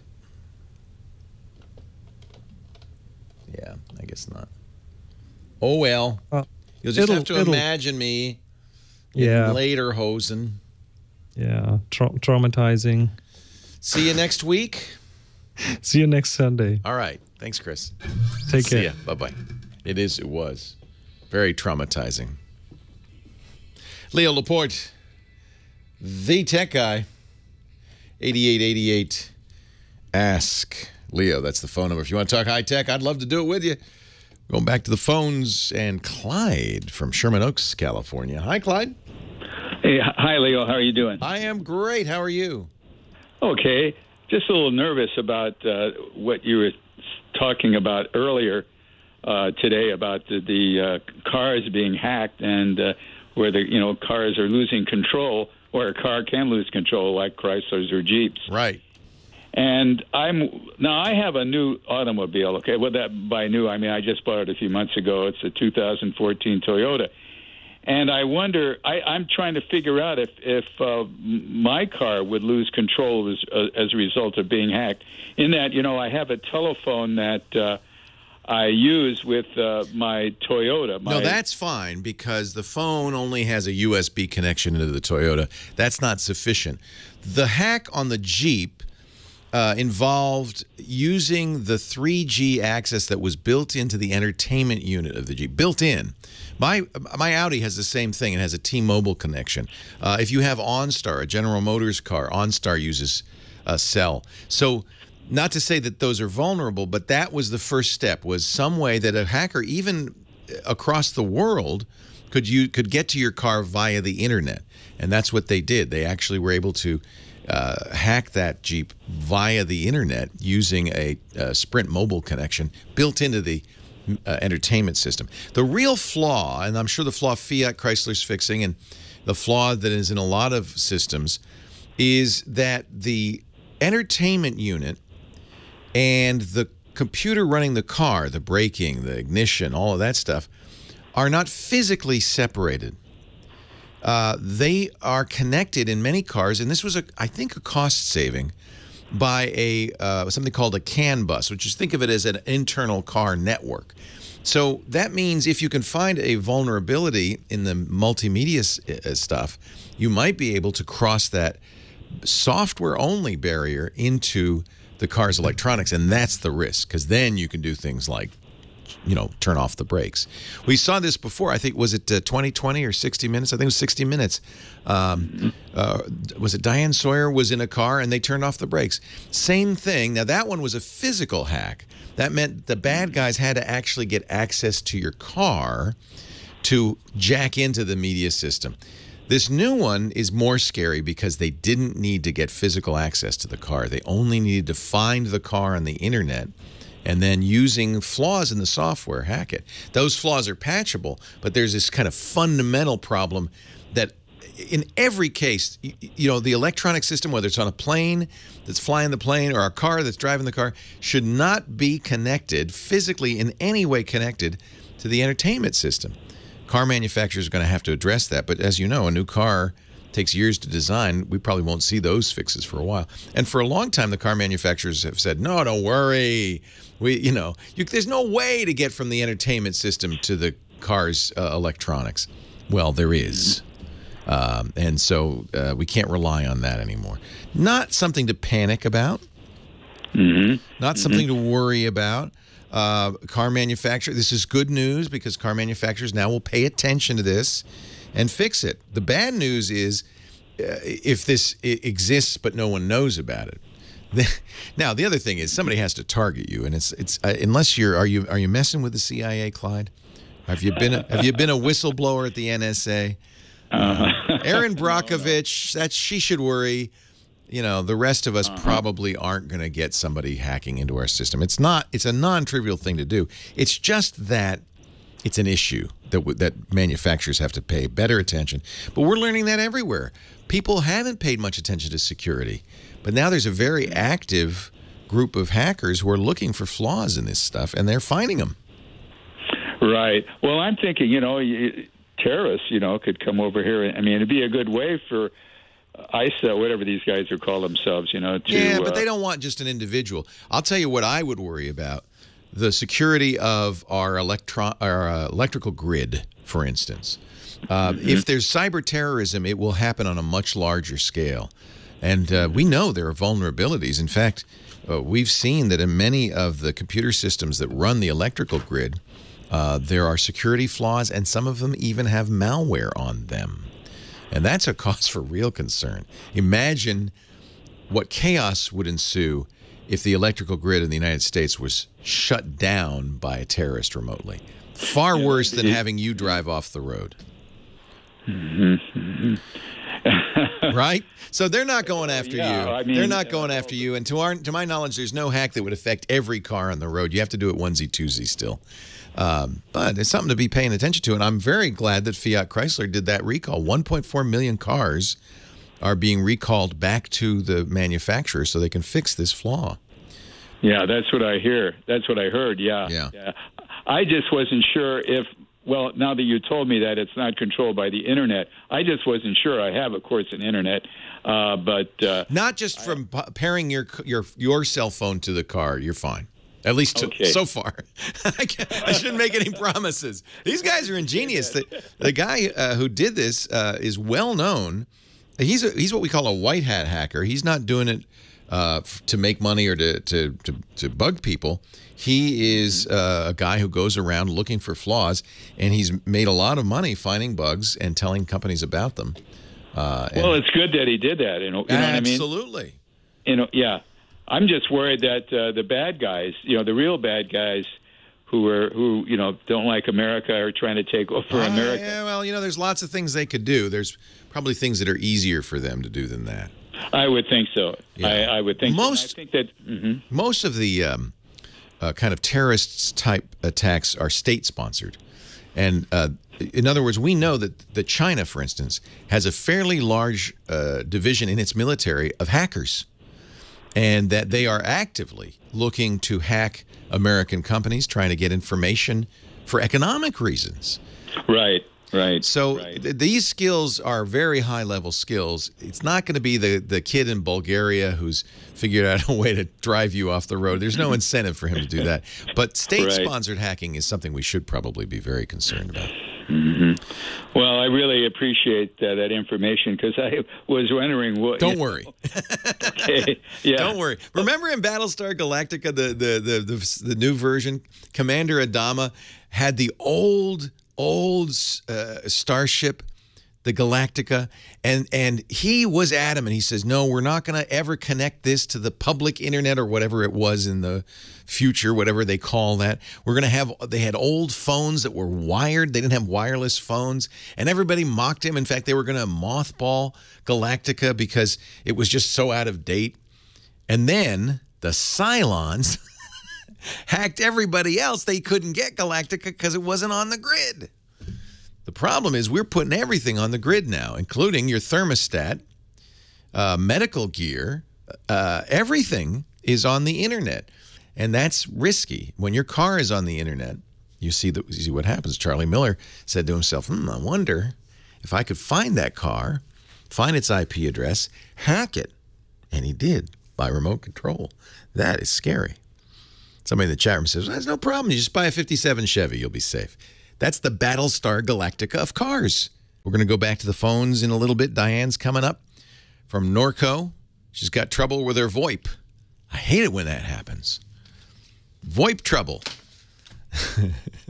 We'll go where the VoIP are in just a little bit. 8888 Ask Leo is the phone number. Another hour to come. Website, techguylabs.com. That's where I put all the stuff I talk about.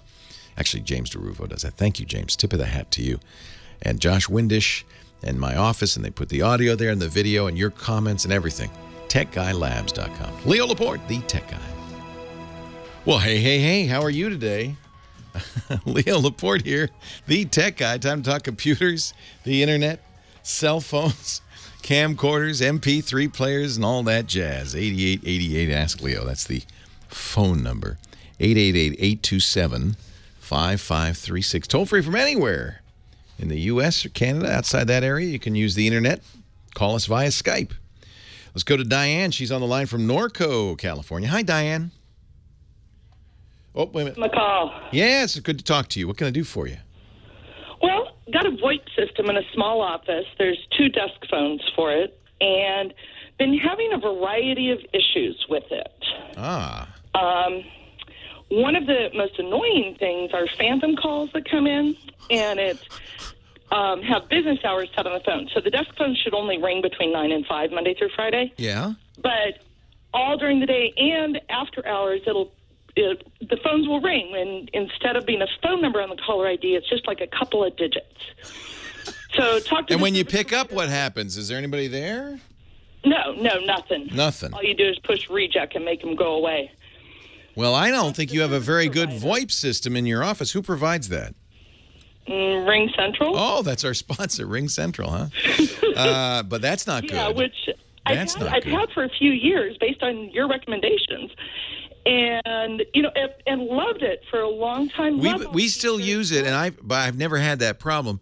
But, Ring Central doesn't, they have to connect to the public telephony network through providers, right? They just sit there, they get the internet. And I'm wondering, given that you're getting these strange calls, if that's not the provider that Ring Central's using. It's not farther downstream, you know what I'm saying?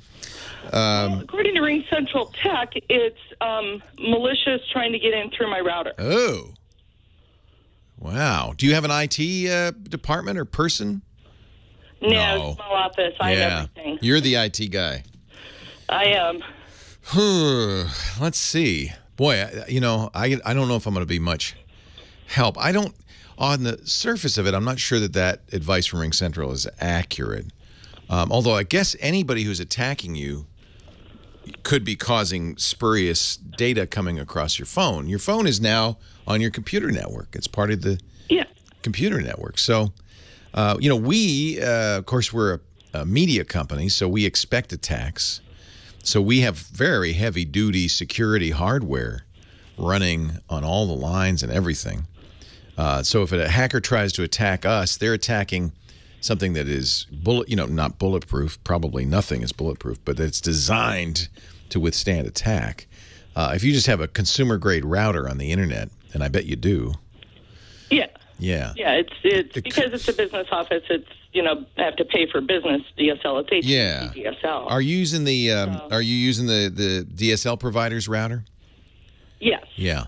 Well, I almost wondered if I put a second router on it. Yeah, sure. If that might help. Sure. The problem, though, sometimes with VoIP is the closer the VoIP is to the public internet, the better. The more routers you add, you can add latency and so forth.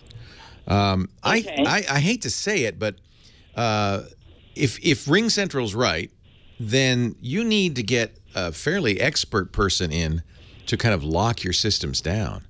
Now, we don't have an IT department either, but we use a consulting IT guy who's very good, and that's kind of what you want to look for. Not somebody who will become an employee, but somebody you pay by the hour to come in there and consult with you and say, yeah, what you need is something more robust. Any good IT guy could immediately verify what Ring Central's saying. He could watch the traffic coming into your router and say, yeah, I see it. He'd know immediately. And it's so sporadic that it's... Well, there's logs, too. I mean, he'd be able to tell if that's real. But that's what you need. Obviously, you can't do that.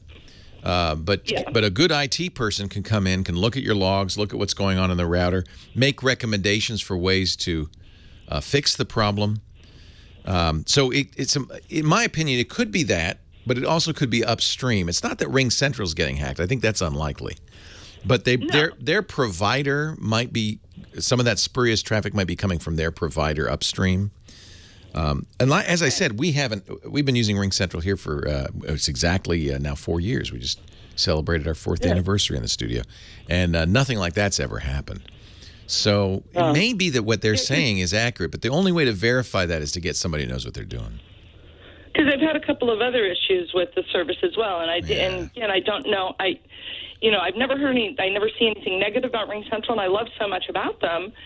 But it's, I had a couple of frustrating things, so I don't know if it maybe is my internet connection, because there's things like you dial in and you push my extension number, and it doesn't recognize it. No, that's not and good. They said that, because, it doesn't always hear on a cell phone. Well, somebody was calling me from a desk phone, and it wouldn't come through. Yeah, that's not good. And then I get the email. That's not hacking. A missed call. Yeah. That the phone never rang. Right. So it's all of these different issues, and for a business office, and it's actually the Chamber of Commerce here in Yikes! This is a bad thing. We should get this fixed. Yeah. Like I said, they are a sponsor, so disclaimer there. We've been using their service for 4 years and have not had those problems, but that doesn't mean that's not from them. When you tell them about that stuff, that doesn't sound like they're being very satisfactory in their response. No, well, it's hit or miss when you call tech support with them on who answers the phone. Yeah. Very, very hit or miss. Yeah. It sounds to me it could be your network. It could be your installation. I think a good IT guy is going to go a long way to solving these problems. Okay. I know you have a limited budget, but very. Yeah. And I don't have any references or referrals for you for Narco, but look around. There's going to be somebody. We have such a good guy. When you find a good guy, you hold on to them like, they're solid gold. And I've talked about Russell. In fact, it was Russell who recommended Ring Central to us. He'd used them for, so I know that he feels pretty good about them. Next time I see him, I'll ask him if he's heard about any of these phantom call issues. Yeah, but it sounds to me like this is the problem. When you're using voice over the internet, it's reliant on your internet connection. And issues on your internet connection can, no matter what the company does, the VoIP company does, cause issues with VoIP. And that's some of the issues. Would you send me an email? I'll do a couple things for you. Send it to leo@techguylabs.com. First of all, I'll escalate you at Ring Central. Okay. And then second, I will talk to Russell and see if he has a compadre in Norco that he recommends. Somebody who'd be good for IT. And, you know, it can be 10 hours. It could be less. A good IT person could come in and immediately pinpoint the issue. And the problem is doing your own IT is often more expensive, frankly, than getting somebody who knows what they're doing. Definitely. Yeah. It's my time is stretched thin enough. Yeah, so, and it's a very high. I mean, I would look at. I'm the tech guy. I don't do my own IT. I mean, I've done it, and I don't want to do it. It's a specialized thing. Now, I would go to the support community, Ring Central. Have you done that? Community.ringcentral.com, because that's another place to go for to talk to users and customers. For instance, I'm seeing a message on the community: ghost calls from 1000, 1001, 120, etc. Well, there's a post there on that. So there may be some helpful information there. Now, I've seen that before, by the way, with other VoIP solutions, and I do think that this is kind of something that VoIP might be more susceptible to. I occasionally on Skype will get weird phantom calls like that.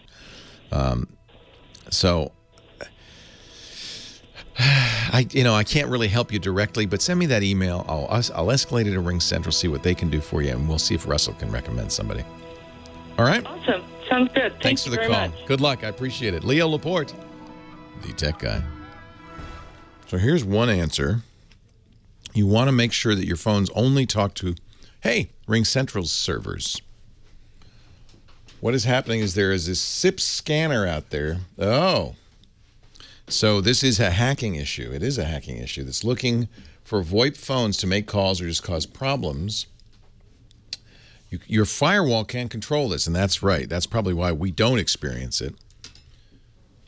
And this is the kind of thing you know, if you're pretty handy, you might be able to do yourself, but an IT guy could look at this and say, oh, okay. Okay, so that's good. SIP Vicious, friendly scanner attacks. That's a great name, isn't it? SIP Vicious. Free SIP security testing suite scans IP addresses looking for SIP devices. A SIP device is that's the signaling interface protocol that's used by VoIP phones. They're called SIP phones because they use the internet, not the telephone network. Helps identify PBX extensions, provides a mechanism to crack SIP user passwords. It's a hacking tool. Ring Central says we can't help you with that. We can just tell you how to configure your routers and your firewalls to block it. You want to block SIP signaling from all but Ring Central IP address ranges. Steve on line 2 thinks he's got a solution for it. Regarding buying a business class router instead of, I don't know. Yeah, I'm not sure I want to spend any more time on it, but because really all of that goes back to getting an IT guy. Right, a good IT person will help you with all that stuff. You need to lock down the SIP ports on the router so that you only talk to Ring Central IP networks. Most small office, home office routers do not do this. You need an access control list. So that's the key. You need a better router. And that's kind of what Steve's saying.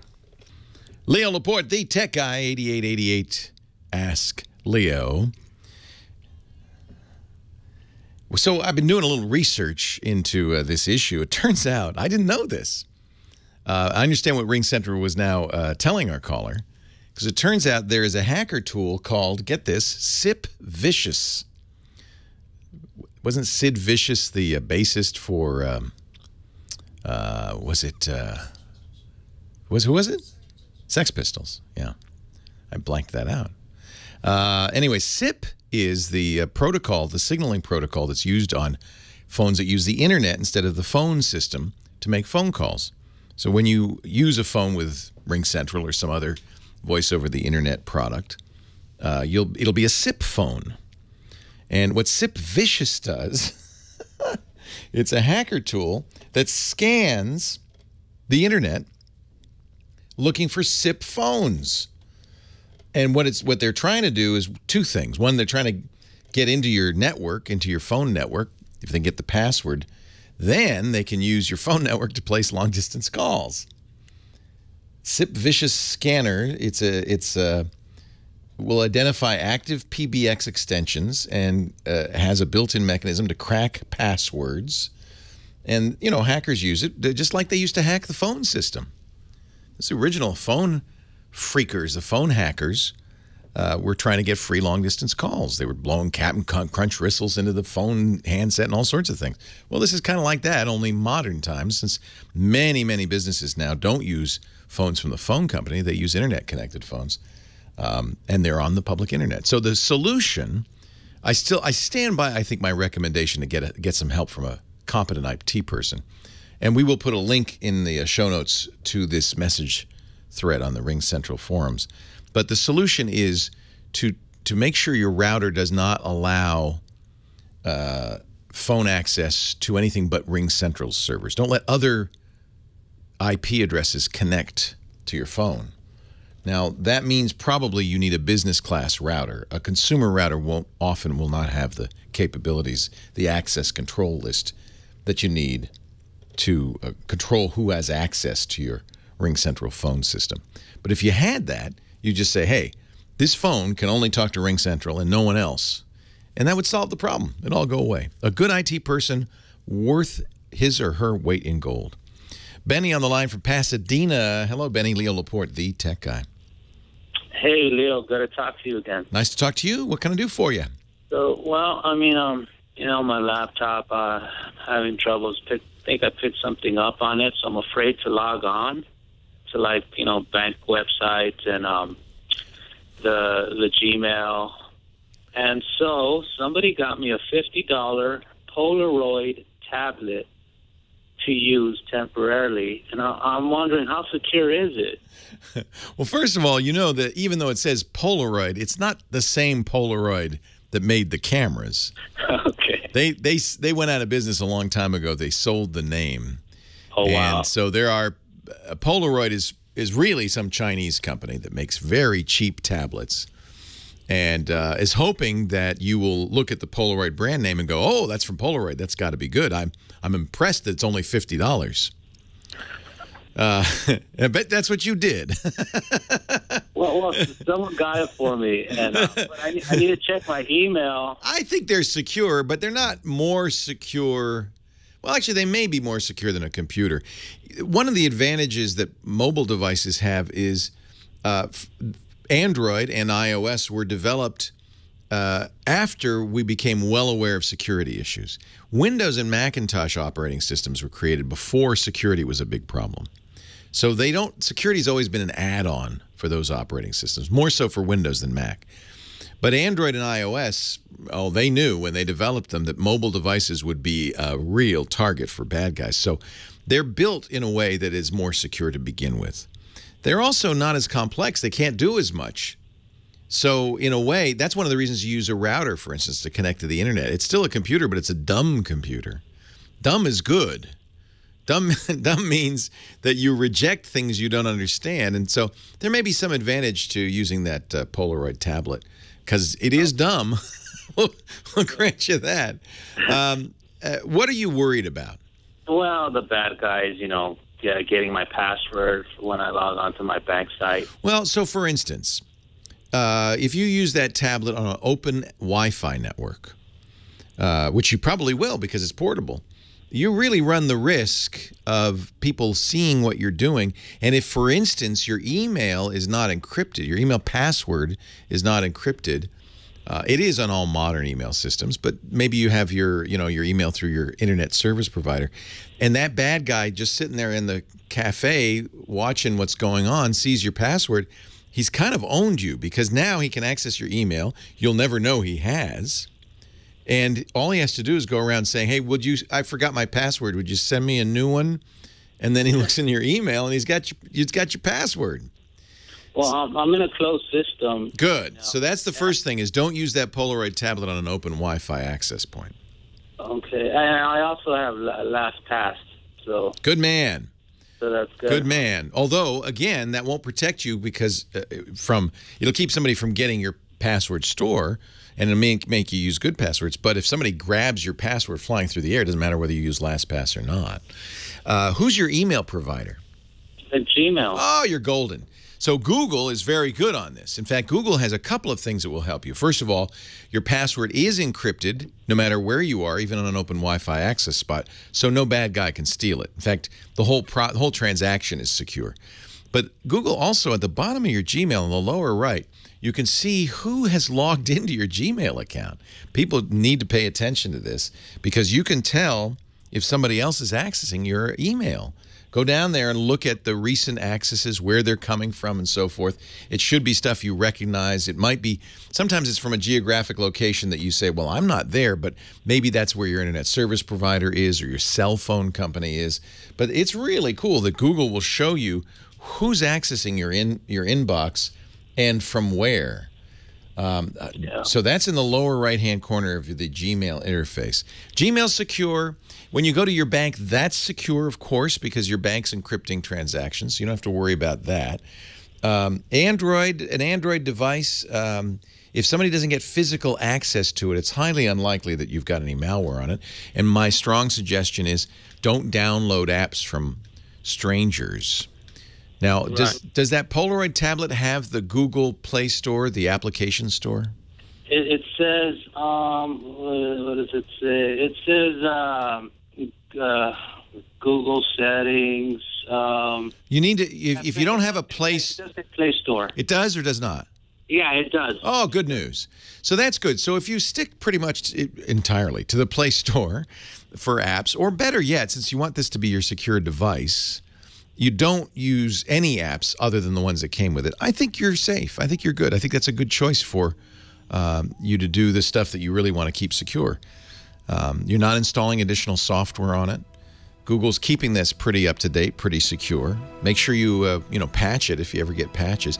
What Google's done, which is very smart, is they've moved most of the apps into the Play Store so that you're getting automatic updates, and that means it's more secure. Leo Laporte, the tech guy. Leo Laporte, the tech guy. Back to the phones we go. And John in Los Angeles. Hi, John. Hi, Leo. How are you? I'm great. How you doing? Good. Thanks for taking my call. Just a quick question. I have an iPhone 6 Plus, and I use the phone jack to plug in to my car to listen to music and stuff. Yep. And part of the phone jack broke inside. Oh, no. I know. So the question I have is there a tool that I can pull that out with, or do I have to go replace the whole phone? Or yeah, there is. It reminds me of my son. My son has an iPhone as well, and he kept complaining, the connector's falling out. So I said, well, bring it to the iPhone repair store. There's a million of them, by the way, I'm sure, in your town. I said, bring it to the iPhone repair store, because a lot of times they can fix that. The iPhone repair guy looks inside it, takes little tweezers, pulls out a big wad of fuzz, and says, yeah, you just got fuzz in the hole there. Just and he says no charge for the fuzz removal. So so you got a little piece of the cable, lightning cable, broken up in there. I'm sure that they can just pry it out. But the iPhone repair people, they're everywhere, and almost certainly they can get it out. You could try pulling it out with tweezers if you've got some nice fine tweezers lying around.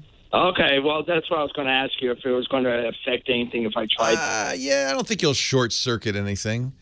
Turn the phone off just in case. Okay. All right. Okay. Now, remember, with an iPhone, you can turn, and actually this is true of all phones, you can turn the screen off by pressing the on-off button, but the phone's not off. You have to press and hold the button and then slide to turn off if you really want to turn it off. I would turn it off. Why not? It's probably a little bit of voodoo, but why not? Turn it off before you remove the offending connector. Richard in Placentia, California. Hi, Richard. Leo, thank you again for taking my call. My pleasure. Hey, one quick comment on all these hackers people have been talking about today. Yes. Someone wakes up every morning and just says, whose life am I going to make? Yeah, you know, who are these people? I don't believe it. Unbelievable. Yeah. You know, get a life. Use all that creativity, that brains, the ingenious. Use it for good, not evil.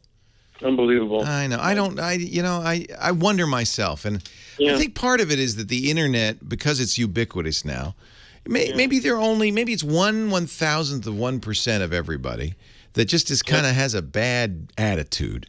Bad 1%. But, you know, but that small number is still, you know, probably hundreds of thousands of people, and that's all it takes is one to ruin your day.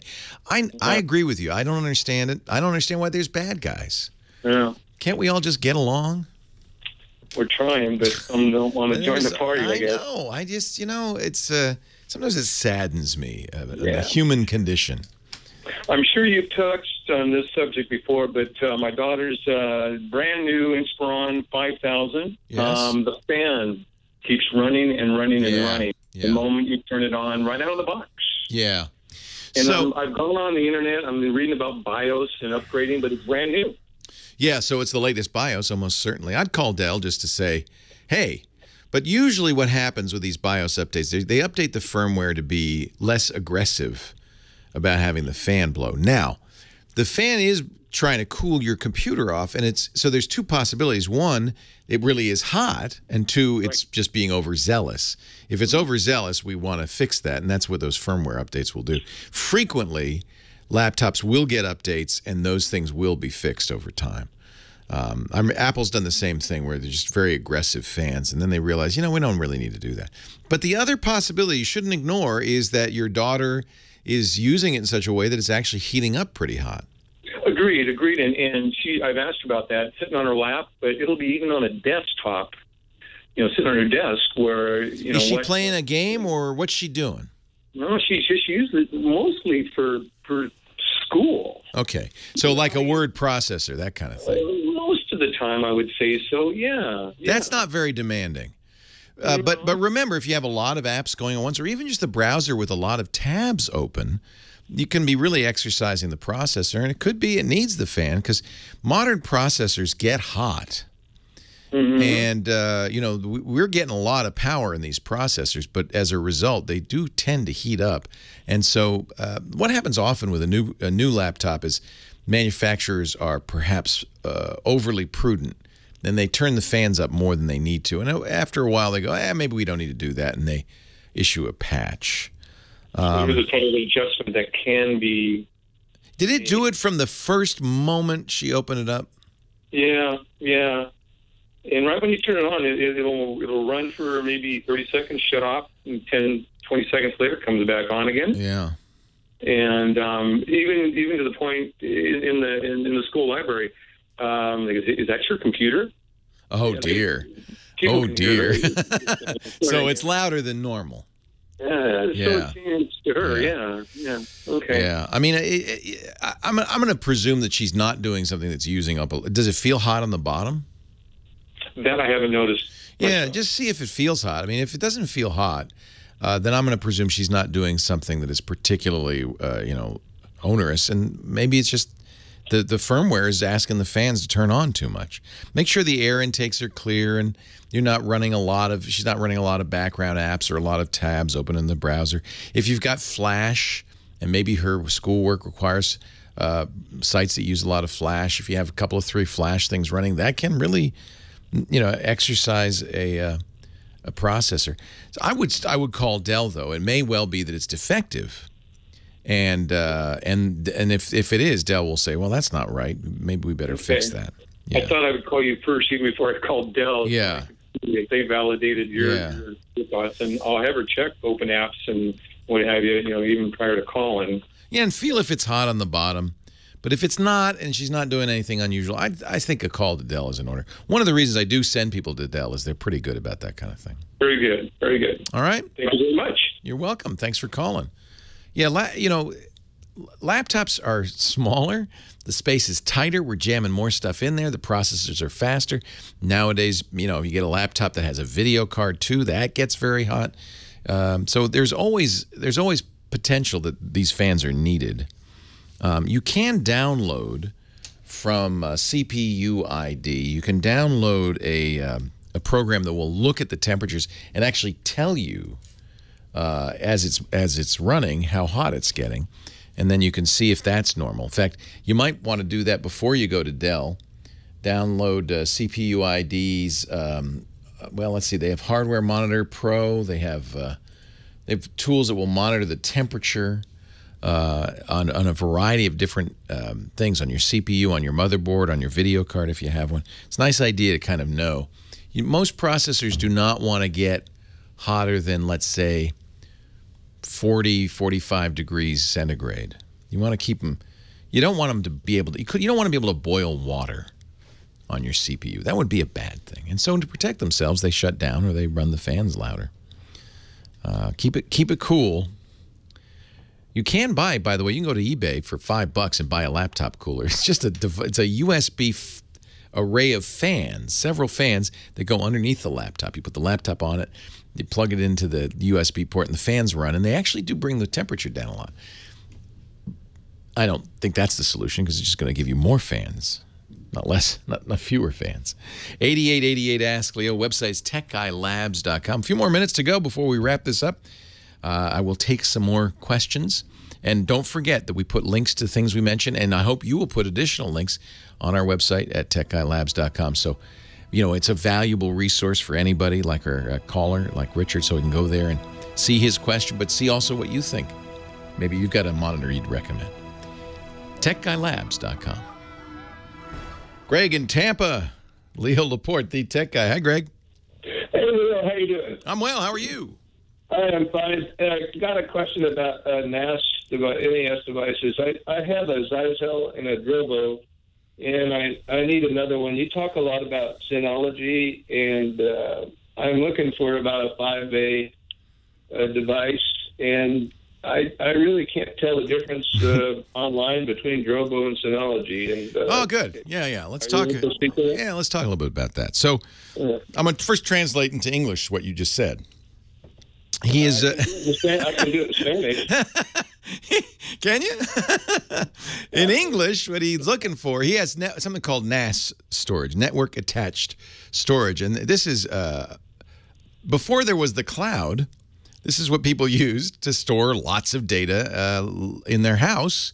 Maybe you have multiple computers or you have a large music library, photos or video library.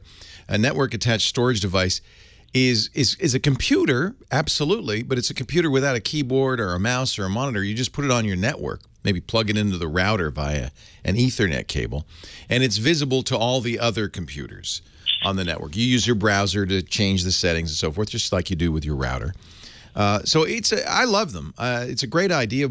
Network attached storage devices can be used, for instance, to back up multiple computers in a house. You can run backup software on them.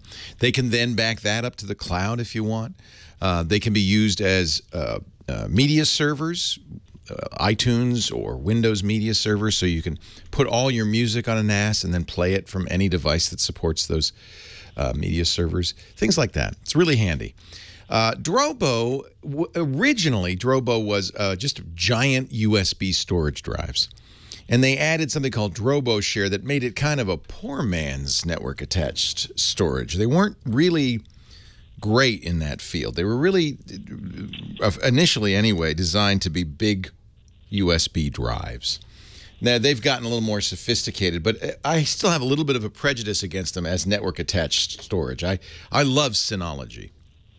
Synology. And one thing you should look at is the software. Remember, they're computers. So besides the fact you put multiple drives in there, and in many cases you can have so many hard drives that there's some redundancy. If one of them fails, you don't lose any data, things like that, using RAID and other technologies. That's pretty common in network attached storage, and Drobo certainly does that. They use their own kind of proprietary RAID, but it works the same way. And so they're good at that. They're good at massive storage. But what you want to look at is what the software can do. For instance, I mentioned a few things. Can it be a media server if that's what you want? Can it back up from every computer if that's what you want? Can it back up the data it's backed up to the cloud now if that's what you want? Synology is very good. It manages that mostly with plugins that you can download. They're free from Synology. And I think they're really grade A in that regard. So that's why I like Synology. I think price-wise, they're probably comparable once you add the storage. I do like the idea of using a multiple drive array. Normally that's loud and hot, but the nice thing with network-attached storage is you can put it in a closet. You don't have to put it in the living room or the bedroom. You can put it away somewhere. Yeah. So, you know, just based on my own experience, I like Drobo as a big USB drive. I like Synology for network-attached storage. Well, there is a price difference, I think. Synology is somewhat more, but... Is it really? Okay. Yeah, it used to be Drobo was very expensive, but they're more competitive now, I think. Yeah. They make the B800 FS. My favorite. Which is, yeah, great name. That's the Drobo network-attached storage device.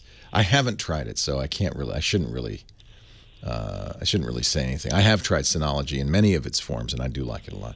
But you know, Drobo is a good company. They do good stuff, and I think that they probably, since I last used DroboShare, which I was less than impressed with, I think they probably improved considerably. Well, they own the transporter. Yes, and I do use a transporter. I love my transporter. Yeah, we do too. We have one in Colorado, one here in Florida. Yeah, and, that's a great use for it. Yeah, because you back up to the transporter. It's kind of like your own personal cloud. You back up the transporter locally, but then you can have the transporters back each other up, and now you've got real redundancy. That's great. Yeah. Hey, well, listen, thank you very much. Yeah, my pleasure. For us, and talk to you later. All right, take care. Alex C. in the chat room says he's used 3 Drobos. They work great for me. They make network-only versions as well as USB and Thunderbolt. Yeah, I think Drobo's been around for a long time now. I would be shocked if they didn't have a credible NAS solution. 8888 asks Leo, I think I have time for maybe 2 more. Let's start anyway with George in Encino. Hi, George. Hi, Leo. Thanks for taking my call. Thanks for calling. Appreciate it. I'd like to get your recommendation for a portable computer that has a complete audio system in it, meaning input for the mic and out for the headphones. But the need for the computer is so it needs to handle a speech recognition software to display the audio on wearable like a Google Glass or something else. Any idea on that? No, I don't think that anybody makes that. I think it's a good idea.